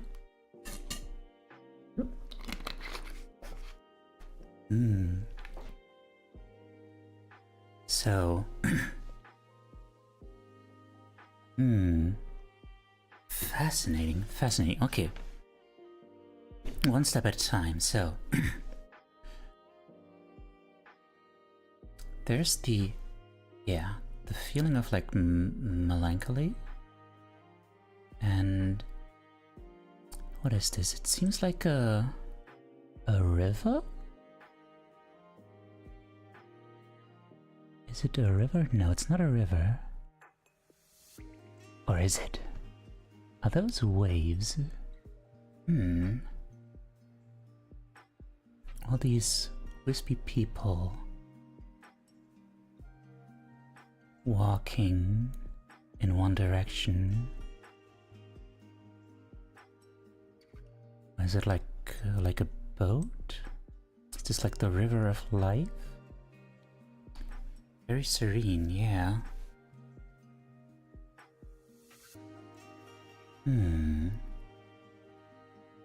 That's a fascinating one. So, okay, so the fact that there's like these, that in a piece about self-compassion there's like a depiction of other people in there. It feels like also the fact that it's like this melancholic, it makes me feel like, you know, I've been thinking about this recently, about how like sadness, melancholy and stuff is the emotion that connects us to other people. And like this has the sense of like going forward, of like being on a path towards like an uncertain future, into like, you know, into the unknown, and you're on that path with like so many other people, and you know, you're one of them. You're all on the same boat, so to speak, you know. And I guess if you connect this to like self-compassion, is like, you know, you're not any different. You're not any less than anyone else. We are all just the same, you know, humans, just trying to get by, trying to find our place in this world.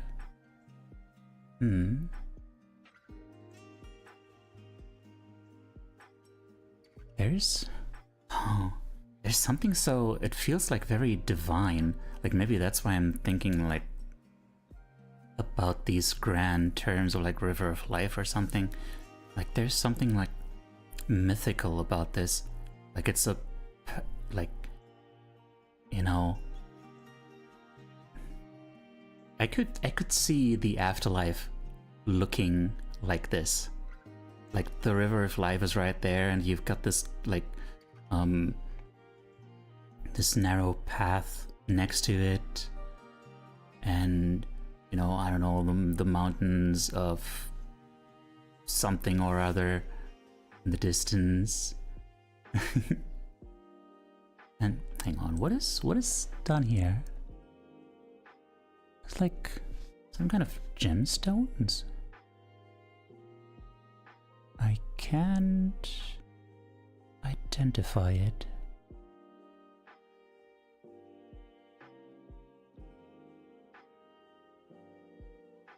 Oh, letters or something?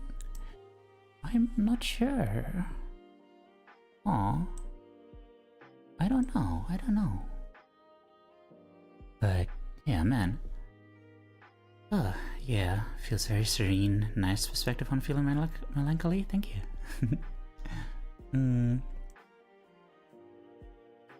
Yeah, I mean, yeah. Yeah, so, I don't know. Let's see. I'm curious what they had to say about this. The place that I find myself calm, hidden away from anxiety, the place where the beaches are made of purple crystals, and fresh lava flowing through, filling a big chasm nearby. A walkway with a roof nearby, always crowded with familiar faces walking. It was a dream I had, but it's always in my mind every now and again when I want to revisit. Oh, interesting. Like an imagined safe space. Man.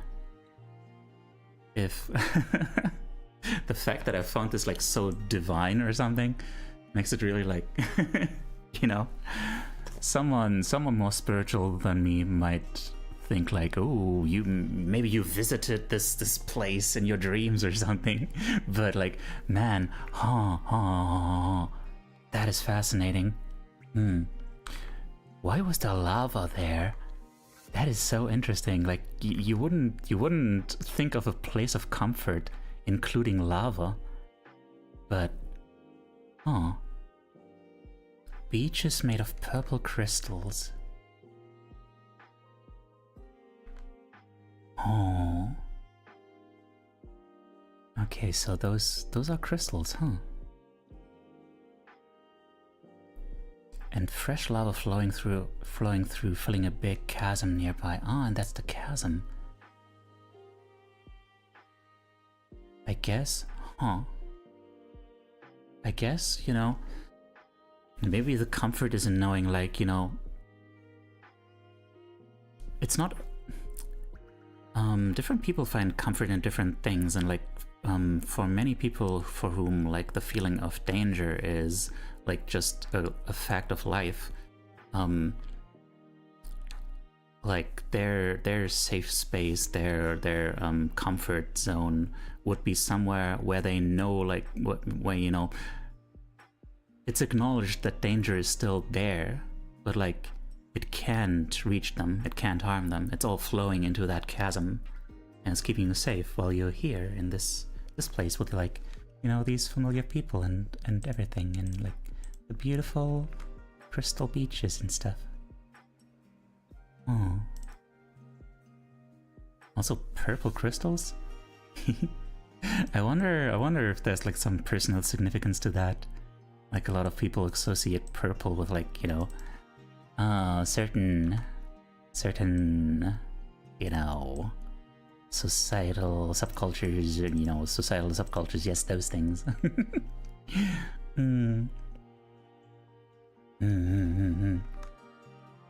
Yeah. Interesting. What an interesting piece. So that's what you chose for self-compassion. It's just this place where you feel safe, that you go to when you want to revisit it. Oh. Fascinating.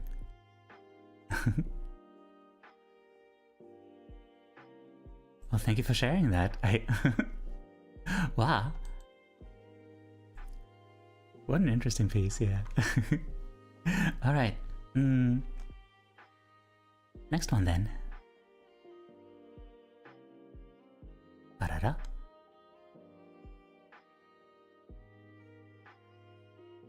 Oh, ba.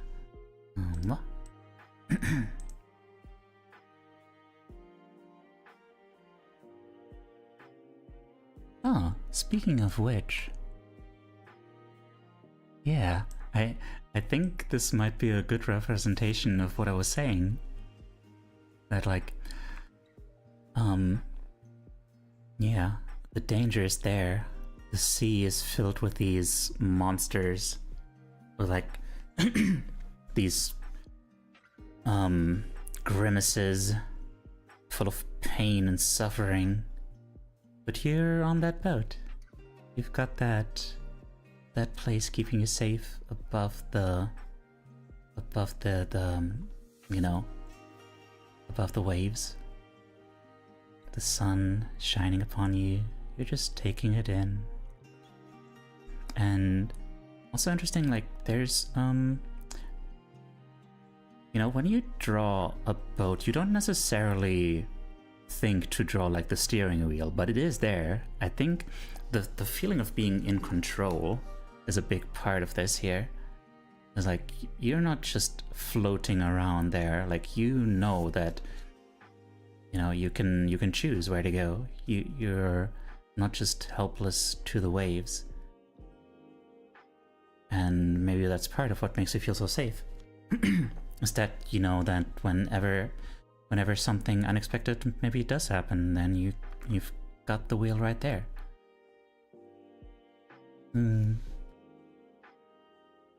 Yeah. Also, there's these swirly lines, big swirls It seems like an aura or something. An aura, like emanating from the head of the person? Maybe, you know,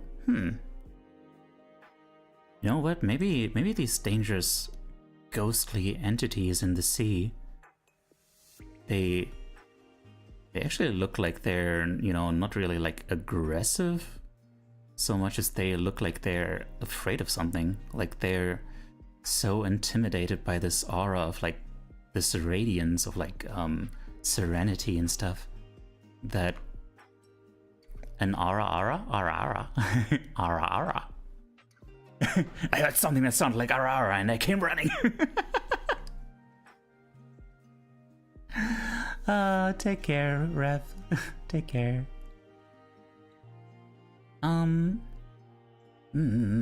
So. Oh. Interesting. So this, yeah.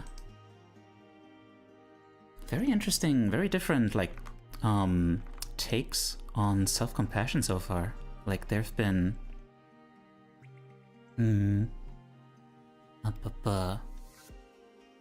There've been, like...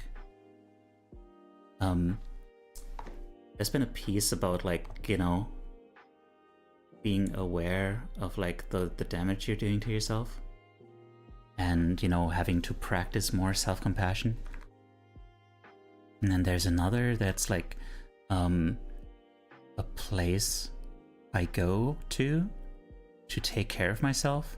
And here's, like, you know, more of a depiction of, like, how strong being self-compassionate makes you, how it makes you more resilient, able to fend off all these dangers and stay in control when everything around you is, like, kind of scary.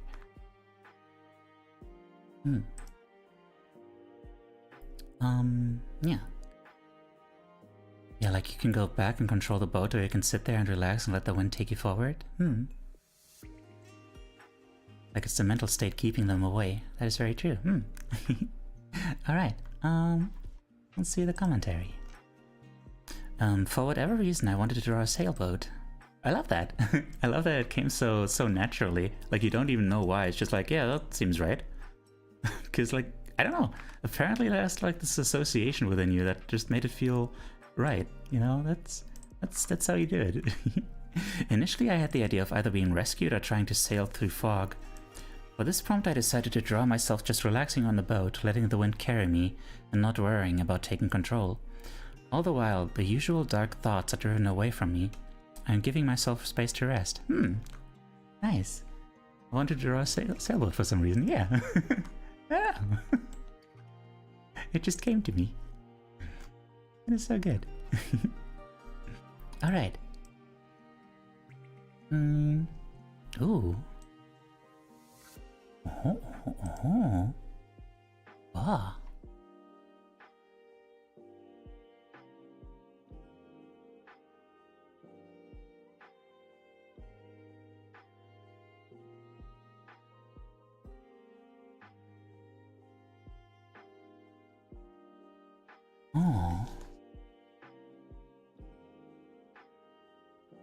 Oh, this is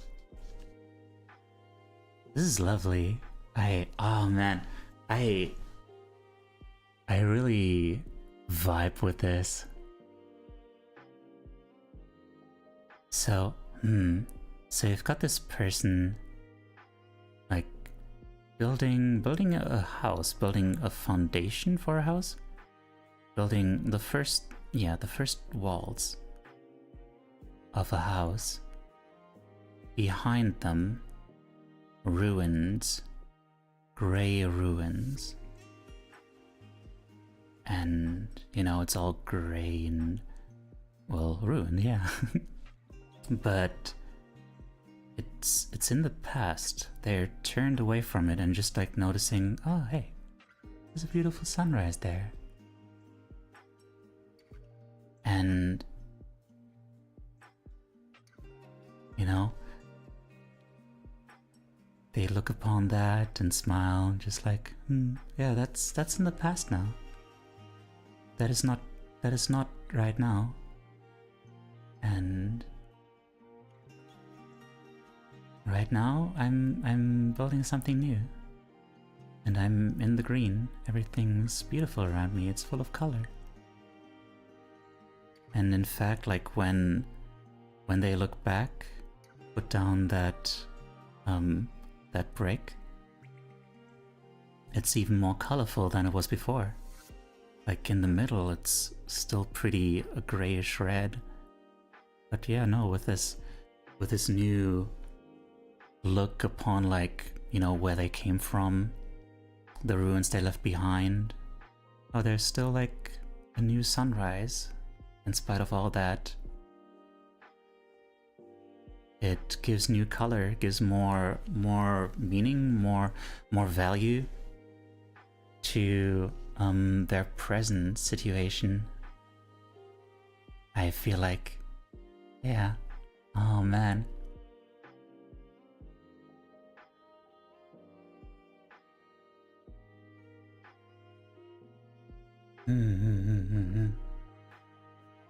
There's such a soft quality to this too, like it really feels so loving.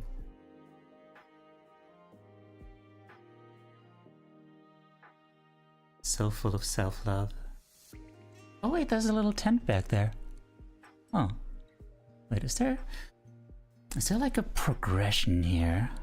Like there's a winding road. There's a tent. And two ruins? More a group of larger ruins? There might be like some personal significance to each of these. Like that the tent isn't ruined. Maybe that's like a childhood memory of like camping or something. I could see that. And the fact that the sun is rising over these ruins, like that is interesting. I guess. You know, usually you would think that like the ruins are somewhere else, like the ruins are in the other direction, like they rise above the green. You'd normally think that like they are rising above, like the gray above the dark, lifeless part of you that you left behind. You would think that it's rising in the future. Like that's the imagery you would usually go for. This is very interesting. Like it's like saying like, even above these ruins, like a new sun will rise. Even like it doesn't invalidate it, so to speak. Or, you know, maybe like an acceptance that like that part of you still belongs to you. Yeah.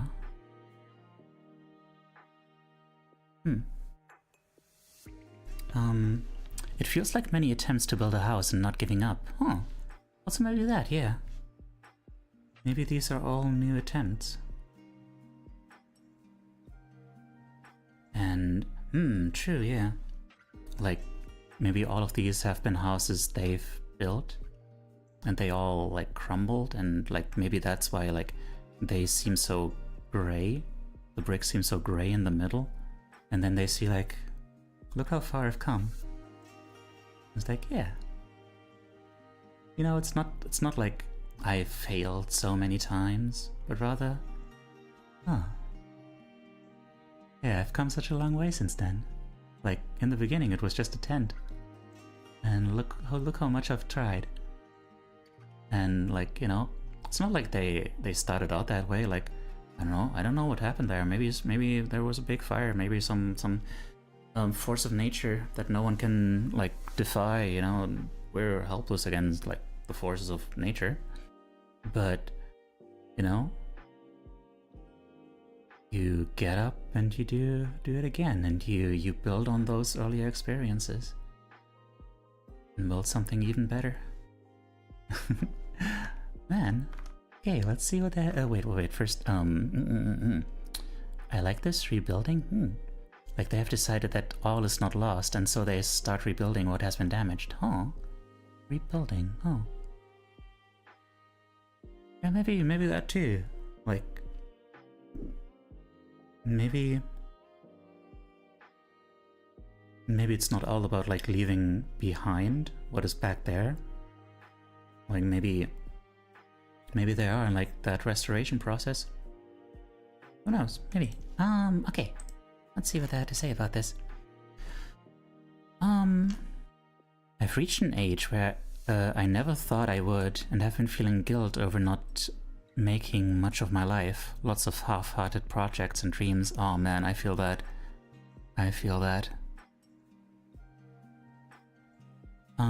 But I had a convo with a close friend who told me maybe even all those failed attempts were experiences I needed to go through, and that I don't need to regret them, because I was trying my best with what I had at the time. Had major depression and only now realizing I most likely have ADHD. So my form of self-compassion is this, messily trying for something new again anyways, because it's still worth trying whatever I can right now. Aww. I love that. Yeah, like, that's a... I read something recently that's like, if you can only give 40% on one day, then if you give 40%, you're still giving 100%. It was something like that. You know, you can only do the best with what you have. Like, yeah, depression is a bitch. Like, that's really, you know, you really have to say that. Like, maybe not with those words exactly, but like, it's not easy. And if you've made it through that, then yeah, that's a big accomplishment. That takes so much strength. And yeah.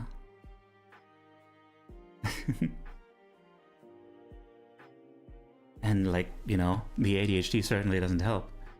And I'm glad you find more that you found more like understanding for that, for, you know, also the ADHD, because it really gives you more perspective on like, yeah, I have limitations, but also, you know, opportunities. You know, that's what ADHD is. It's like you can't do a lot of things the same way other people can do, but a lot of other people also can't like think the way that you do.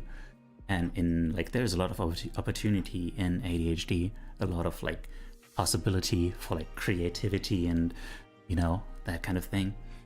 So yeah, man.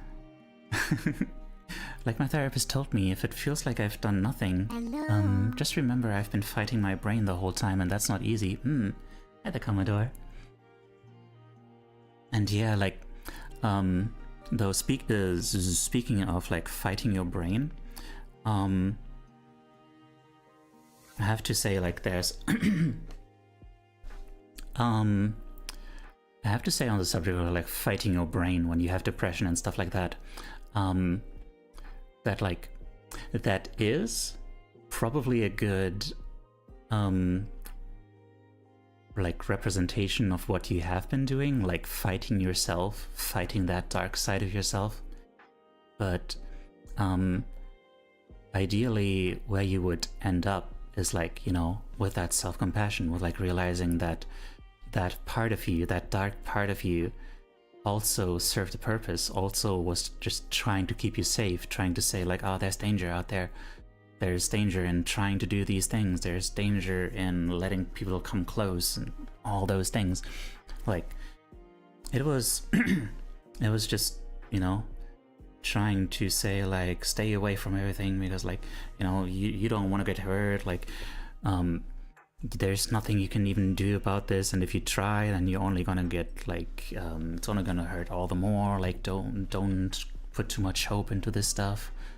And, you know, it takes that self-compassion to say like, yeah, I get where you're coming from, but let's try this like one step at a time and like see what we can find out there. See if we can maybe reach out for some beauty in this world. Yeah.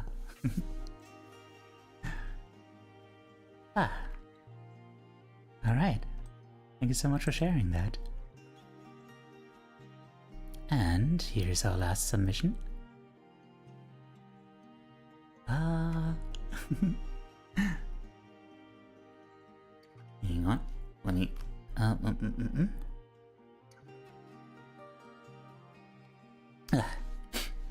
Where there's chaos, there's also opportunity. Okay.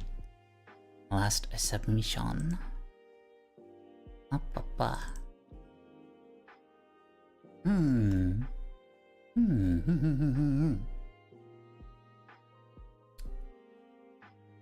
So,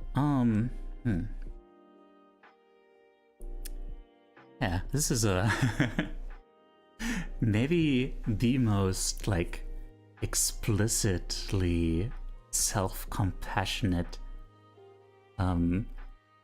like the most like clear depiction of self-compassion in this in like yes like a mirror, like we have on one side like this idealized self, like not idealized necessarily, but like, well, in the sense of being like an idea, being like a representation that's like, you know, not based on what you actually look like, but on how you feel about like yourself, and like, you know, as a self that you can love. And then looking back at yourself through those eyes of that self, that you can, through the eyes of the person, the persona you made up for yourself, you created for yourself to be like this lovable self that you can love, that you project your love for everything into. Looking back at yourself through those eyes and saying that, like, you know, the non-idealized, the fleshy, the, you know, the earthen, no, the real life, non-digital, non-virtual self, that too is lovable, which, you know, makes total sense. Like the idealized version of yourself still springs from the you know, your real self. It's not like something that you just completely made up. It could be seen as like even more of a pure form, in a sense, because oftentimes, like, you know, it's that question of like, when you are online and you don't have to worry about, like, you know, other people's judgment and repercussions and stuff like that as much, like, do you become like just someone who is not yourself, or do you become more yourself, you know? And like oftentimes for a lot of people, like with like anxieties and stuff like that, that stuff is really holding them back from like expressing themselves the way they would love to if they could be free from those feelings, you know? Like they have that part of themselves that's like telling them, no, that's dangerous, you can't be like that, you like, you're gonna get hurt if you let everyone see this side of you. And, you know, You like if you're too loving and open and stuff like that, for example, like you are gonna get taken advantage of, stuff like that. And yeah, but yeah, if you like that is still real. Like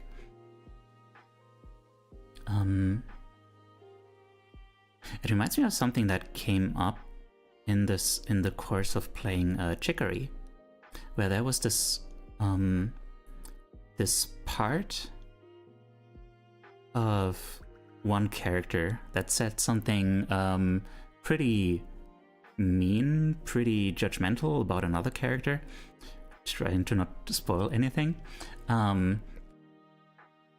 And like, you know, it wasn't the character themselves, but like a part of them that was like expressed through magical means, and to like, you know, basically they had reason to expect that like it was like, you know, a representation of what they really feel like.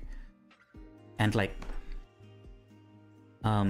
it's not that, but also just because like that thought is in there, that like, oh man, this person is like so annoying, and or like this person is like, you know, who cares, or something like that. That like the fact that some thought like that might have occurred at some point in there doesn't mean that it's like the truth. It means like that's in there. Like we have a lot of sides to ourselves. There's a lot of stuff going on in there. Like our brains are way too complex. There's like all these different parts of our personality aspects like that are constantly in conflict. One saying like, oh man, we just wanna vibe, we just wanna like love everyone and just be out there and hug people and stuff, and another part saying like, oh god, no, we can't do that, like people suck, like that person sucks, like who knows what they're up to, like, you know. And you know, another part that is just like, you know, we have a role to fulfill, and like, you know, we have that role, this other person does not have that role, like what are they gonna do, like, you know. But like the totality of all of that is like, you know, what you are. But like yeah, just because like you can't be that ideal form of yourself in real life, that does not mean that it's not also real. It just means, you know, there's some stuff in the way of it, you know. There's you have a hard time expressing it the way that you would maybe like to, because, you know, there's life is hard.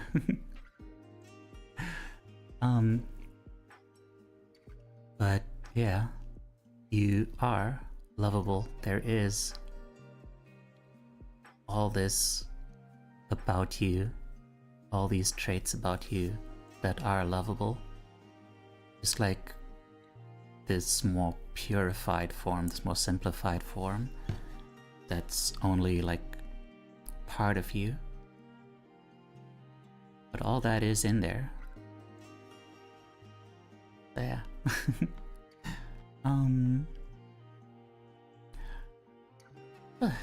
Like a mirror? That's a really profound thought. Self-compassion really feels like pushing back on oneself at times. Oh, pushing back on oneself, yeah. Like, yeah. Because, you know, a lot of us have these kind of self-destructive aspects of ourselves that kind of try to hold us back. Yeah, sometimes you really gotta push back, but you know, in an understanding way. Like if you fight yourself like that, it's you're gonna get a lot of pushback too. But if you can really like approach yourself with that compassion, then it's gonna be like, come on, let's just try, you know.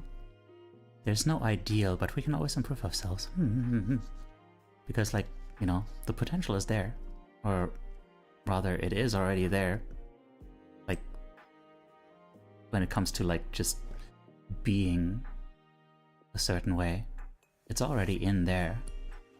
It's just like, you know, it's not the only it's not the only aspect of yourself that has a seat at the table, so to speak.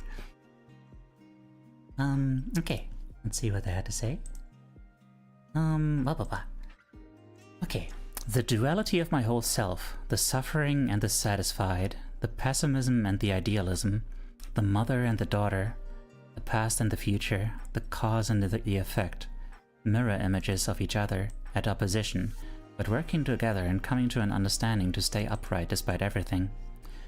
To give compassion to my present self, I must understand what in my past has caused me to doubt my need for such compassion. Then I must give compassion to my past self, to tell her that she is safe now, things are different now, and unlearn all the self-hatred my trauma has given me under the surface. The brown-haired woman is the mother of the blonde woman in my story, but she doesn't represent my mother, she represents aspects of my own personality that are self-hating. Oh, right, as a mother. I misunderstood that. I thought that was the physical real self.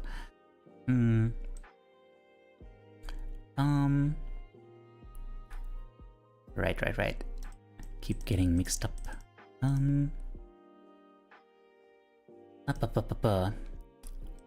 Aspects of my own personality that are self-hating, full of misery and suffering, and the way I was several years ago, where I was ready to have a mental breakdown at any moment. The brunette woman created her daughter by accident as an attempt to replace her own physical form because she hated herself that much. Unfortunately for her, it doesn't work like that, and she begrudgingly raised the child. This represents how my own self-hatred and my past experiences that should be long gone still had a big effect on my future self. Until they didn't. Blonde girl represents my ideal self, my future, where I can be who I want and have friends, and a fulfilling life, and be loved unconditionally. And in order to be loved, she must love others and herself, and those in between, the others who represent myself in her story. I didn't have much time, but I tried to do a mirror-like background. Cool and dark on the past side, warm and glowing bright on the future side, for hope. But in order to progress to the future, both sides of me have to face the side of time that they are not from. My present self peers introspectively into the past to see what healing to do, and my struggling inner child must open her eyes to the future to see that things can be okay one day if she just doesn't give up. Oh man. That is intense. Okay. She is me IRL too, but that's not all she represents, right? Oh. In that way, if we can listen to what's going on in ourselves, we can see what the issue is, or what it is that we want. Yeah, exactly.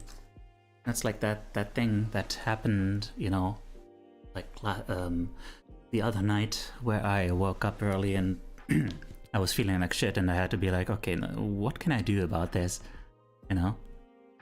And I realized, like, the thing that comes to mind is like, I wanna have more people around me in real life, you know, who I can really relax with. Apaxa. Oh wait, sorry, I'm not supposed to say the thing. Hello there, welcome in thank you for the follow.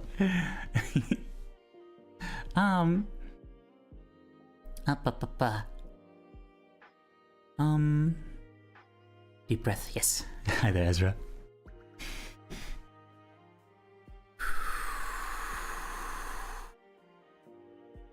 And thank you for the hydrate.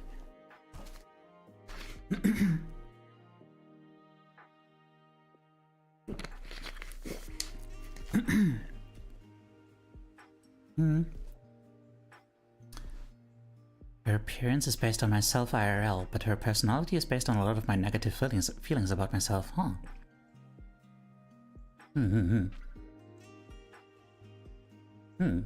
Interesting. I wonder if you made her up as a character when you were still like in a pretty bad place and didn't think of yourself very highly? Or if it was just like in opposition to that new self, her daughter. that you focused on giving her those negative aspects that you saw in yourself. That's a really interesting concept, healing past selves. I remember working on that at one time. I can explain that. Forgot to mention, the direction of the stripes on the left go down to represent things feeling hopeless. Stripes on the right go up to represent hope for the future. Right, yeah. And the scarf is blowing in the wind. The wind is blowing towards the future. The wind of change. Oh god. That song. Does anyone still remember that song?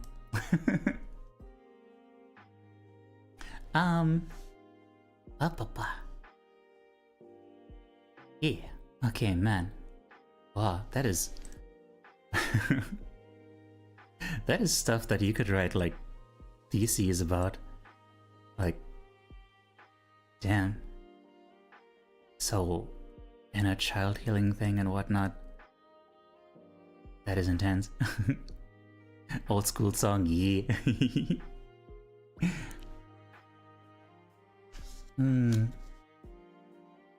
Alright. So, I'm still just waiting for Connie to explain that before I start showing my own submission. And then the stream is over. Cause stay retired. And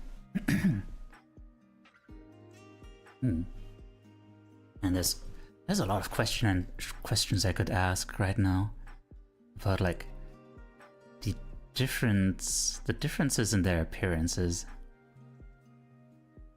You know? Like,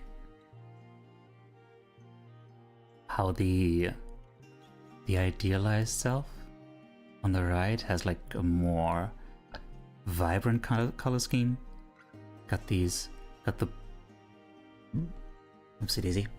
A similar brown as the left side one in her eyes. And just different lighter colors overall. And stuff. Alright. Now, guess let's start bringing this up. I didn't make her up all at once. She was developed out of an old scrapped story where Kai was the original main character who discovered the ability to shapeshift and change her entire identity, and she created other identities including Connie. But that story was actually based on my real experience with accounts / usernames / appearances on the game Habbo Hotel in 2011, I started out as Kai, being myself, but people found me annoying, so I tried to reinvent myself. I see. Oh, interesting. That's like... God, this would be such a fascinating, like, case study on identity and stuff. Like, holy crap. like a psychologist could have, like, a freaking field day with you. And I say that in the most loving way, like, you know, it's just super fascinating to hear about, like, this process of, like, reinventing yourself, figuring yourself out through these characters. Alright, well, thank you for sharing that. So, here is my own image on the subject of self-love. Yes. What are your thoughts on this? What are your feelings on this? Love it. Yeah, but why you love it? What do you love about it? I mean, I'm glad that you do, but, you know, like, yeah. What feelings are there that make you love it? Like, do you want to reach out and hug this little dude? Is that what you love about it? Is that you feel a connection to this little guy and you want him to feel loved and cherished? Or what is it? You know?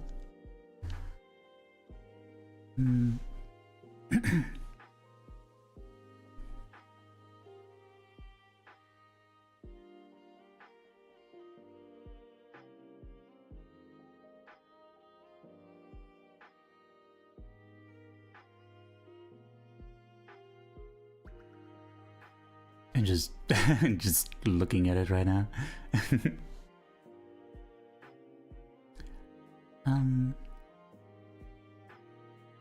Yeah,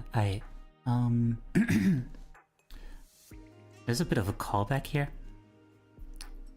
It is representative of how parts of ourselves go unnoticed and abandoned for so long. Huh.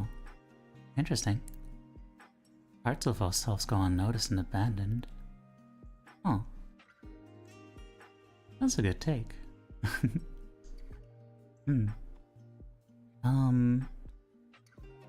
What was my process? My process was just like, my first idea was to basically have this, I had this image in my head of like this really tattered representation of myself, pretty early on.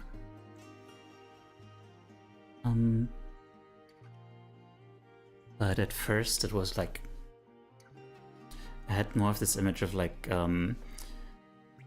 this tattered self, this tattered Teiyu, like sitting at the bottom of like a huge pit, and then from the top there's like this big hand of another Teiyu just reaching down, offering to help it out. But I don't know, that, I don't know, it felt, for one thing, a little daunting to draw. But for another thing, it's just, I think that felt like too mechanical. They're like, yeah, self-love, self-compassion is like reaching out a hand for yourself, or you know. And then I went on to just like drawing these descriptors of like, you know, all this like stuff that's been holding me back. Like I've been thinking a lot about this recently, about like, you know, speaking of the subject of like friends and community. Like I've mentioned before, I was, you know, alone for decades. I barely had any friends. I had one best friend in grade school, and then basically no real life friends for like 10 years, about like, or just somewhere around a decade.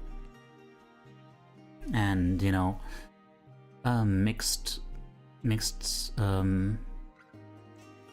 results with like making friends online, finding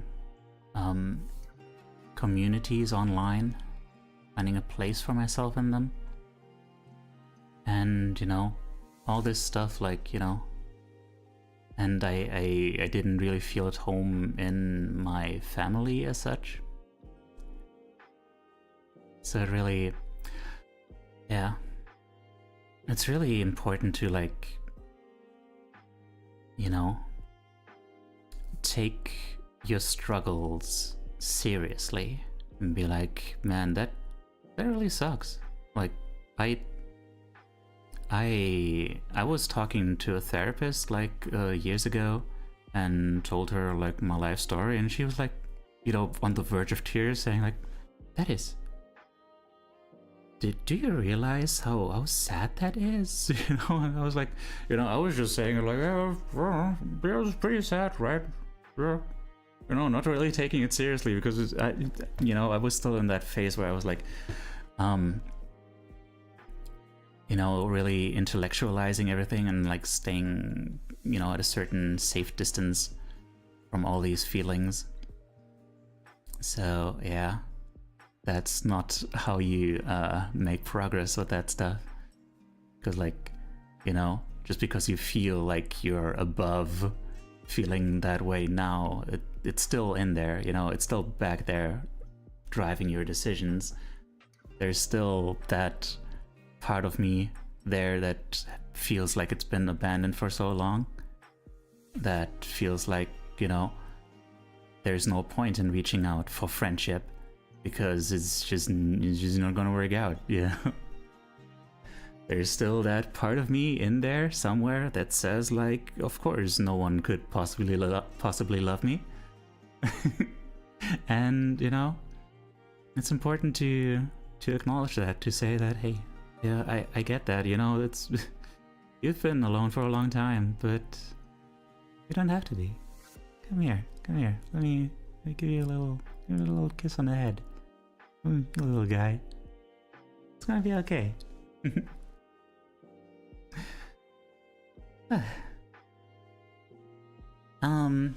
I repurposed the whole concept of Connie and Kai and Kasarine in the same way in my Lemon Eyes story, because it's fitting that Kai created Connie to escape from the things about herself she's embarrassed of.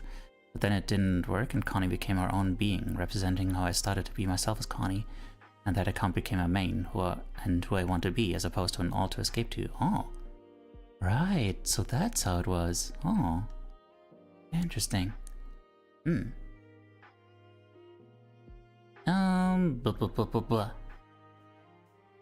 Deciding not to acknowledge that pain and it never really leaves. Yeah.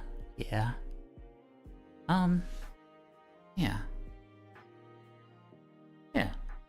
I think I said everything that I have to say about this. So, yeah. Yeah. I guess let's call it. Let's end the stream. And snooze those ads. There we go. All right, y'all. Y'all out there. Oh, yes, I would hug the little dude. I honestly think worn down and/or homemade plushies are more endearing than new ones fresh from the manufacturers. They have squishy softness, a natural smell, and a unique charm, whereas mass-produced ones tend to be stiff and cheesy. I think this parallels how people who have been through hardship know how to love others with more empathy, since they wouldn't want anyone to be miserable like that they did. Huh. That reminds me of, like, there was this, like, body positive Tumblr post that was, like, talking about how I think it was about, like, how sexlessly attractive like Hollywood actors and stuff like that are you know, people, you know, that whole aesthetic is, because they're all like so manufacturedly idealized, you know.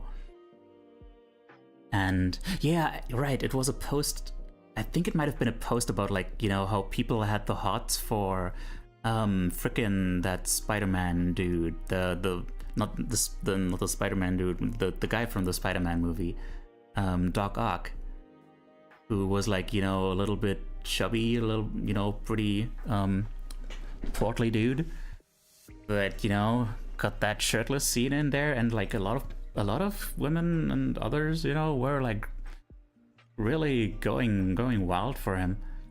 And, you know, because, like, he's not so young and perfect, like, quote unquote perfect, not so chiseled and, like, you know, oiled up and dehydrated, so that you see every little you know, bit of contour in his muscles and whatnot. But, like, you see, like, you know, that he has, like, you know, he has eaten a thing in his life, you know, he has partaken in carnal pleasure of eating, and, like, you know, with, you know, his skin has imperfections because he has lived as a human being in the world, you know. And yeah, like, that's what reminded me of that, is, like, in living, we get these these scars, these remnants, these little leftovers from like all these experiences that we've gone through. And they're just, you know, they're just proof that we've lived. They're proof that we've been here and done things.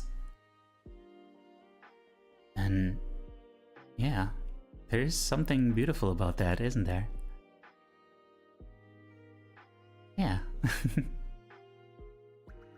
It all feels so artificial. There's so much more character to it that way. Yeah. Alright. Huh. Up. Okay. So. Let's go find someone to raid.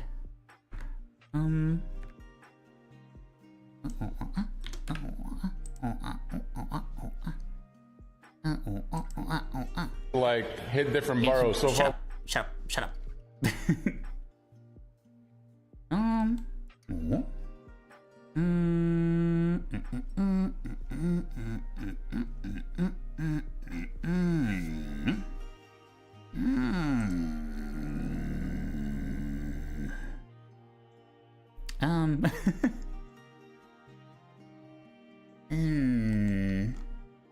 Ooh, do you raid? Oh. Up. Okay, hang on. Okay, I think we know who to raid. Why am I VIP? Why wouldn't you be? Shout out to Kushi, she's the plushie ever, yeah!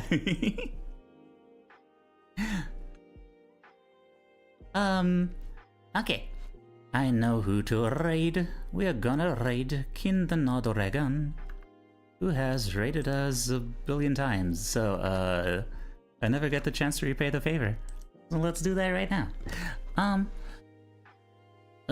Yeah. So. You got VIP energy indeed. Everyone, please consider following me on the YouTubes and stuff. Like, that would help a lot with everything. Also, if you wanna keep up with me, Blue Sky would be a good way to do that. And you know, of course, our Discord community is a great place. You're so sweet to me. You're so sweet to us. You're an extremely valuable part of this community. And yeah, I just think that's fair. That's the least thing I can do. Yeah, here's the raid message for if you are subscribed. Which, being subscribed, a really cool person type thing to be.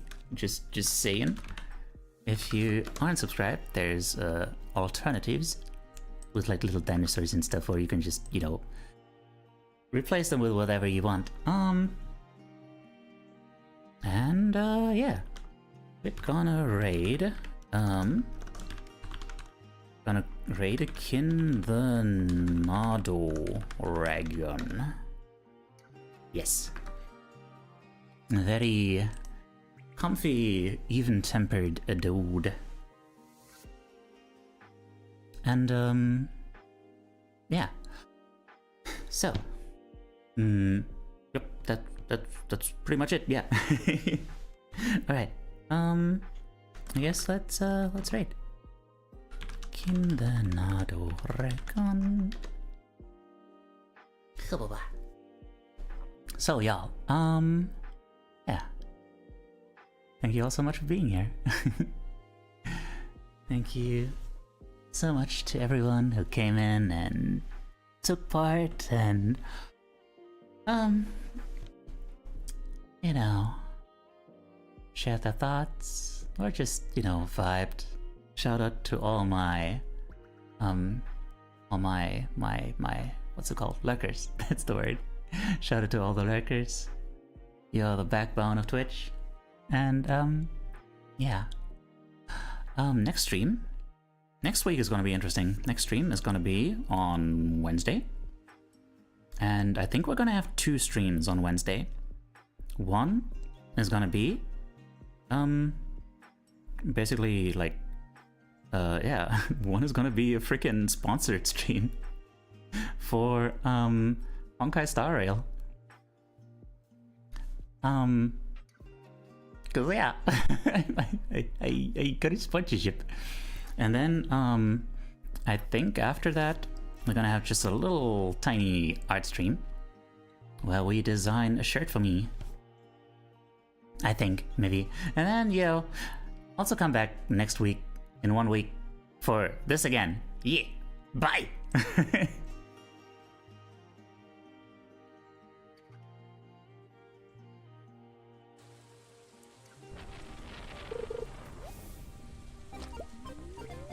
Tayu! Oh my goodness, hi! Hi Raiders, how are you doing?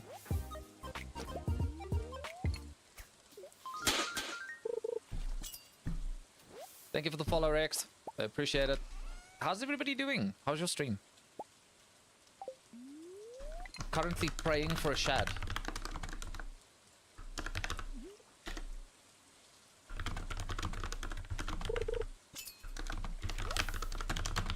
Also, yes, anybody that knows this game, I modded the fishing because heck that noise. You know what I mean? You guys are also just in time for dinner.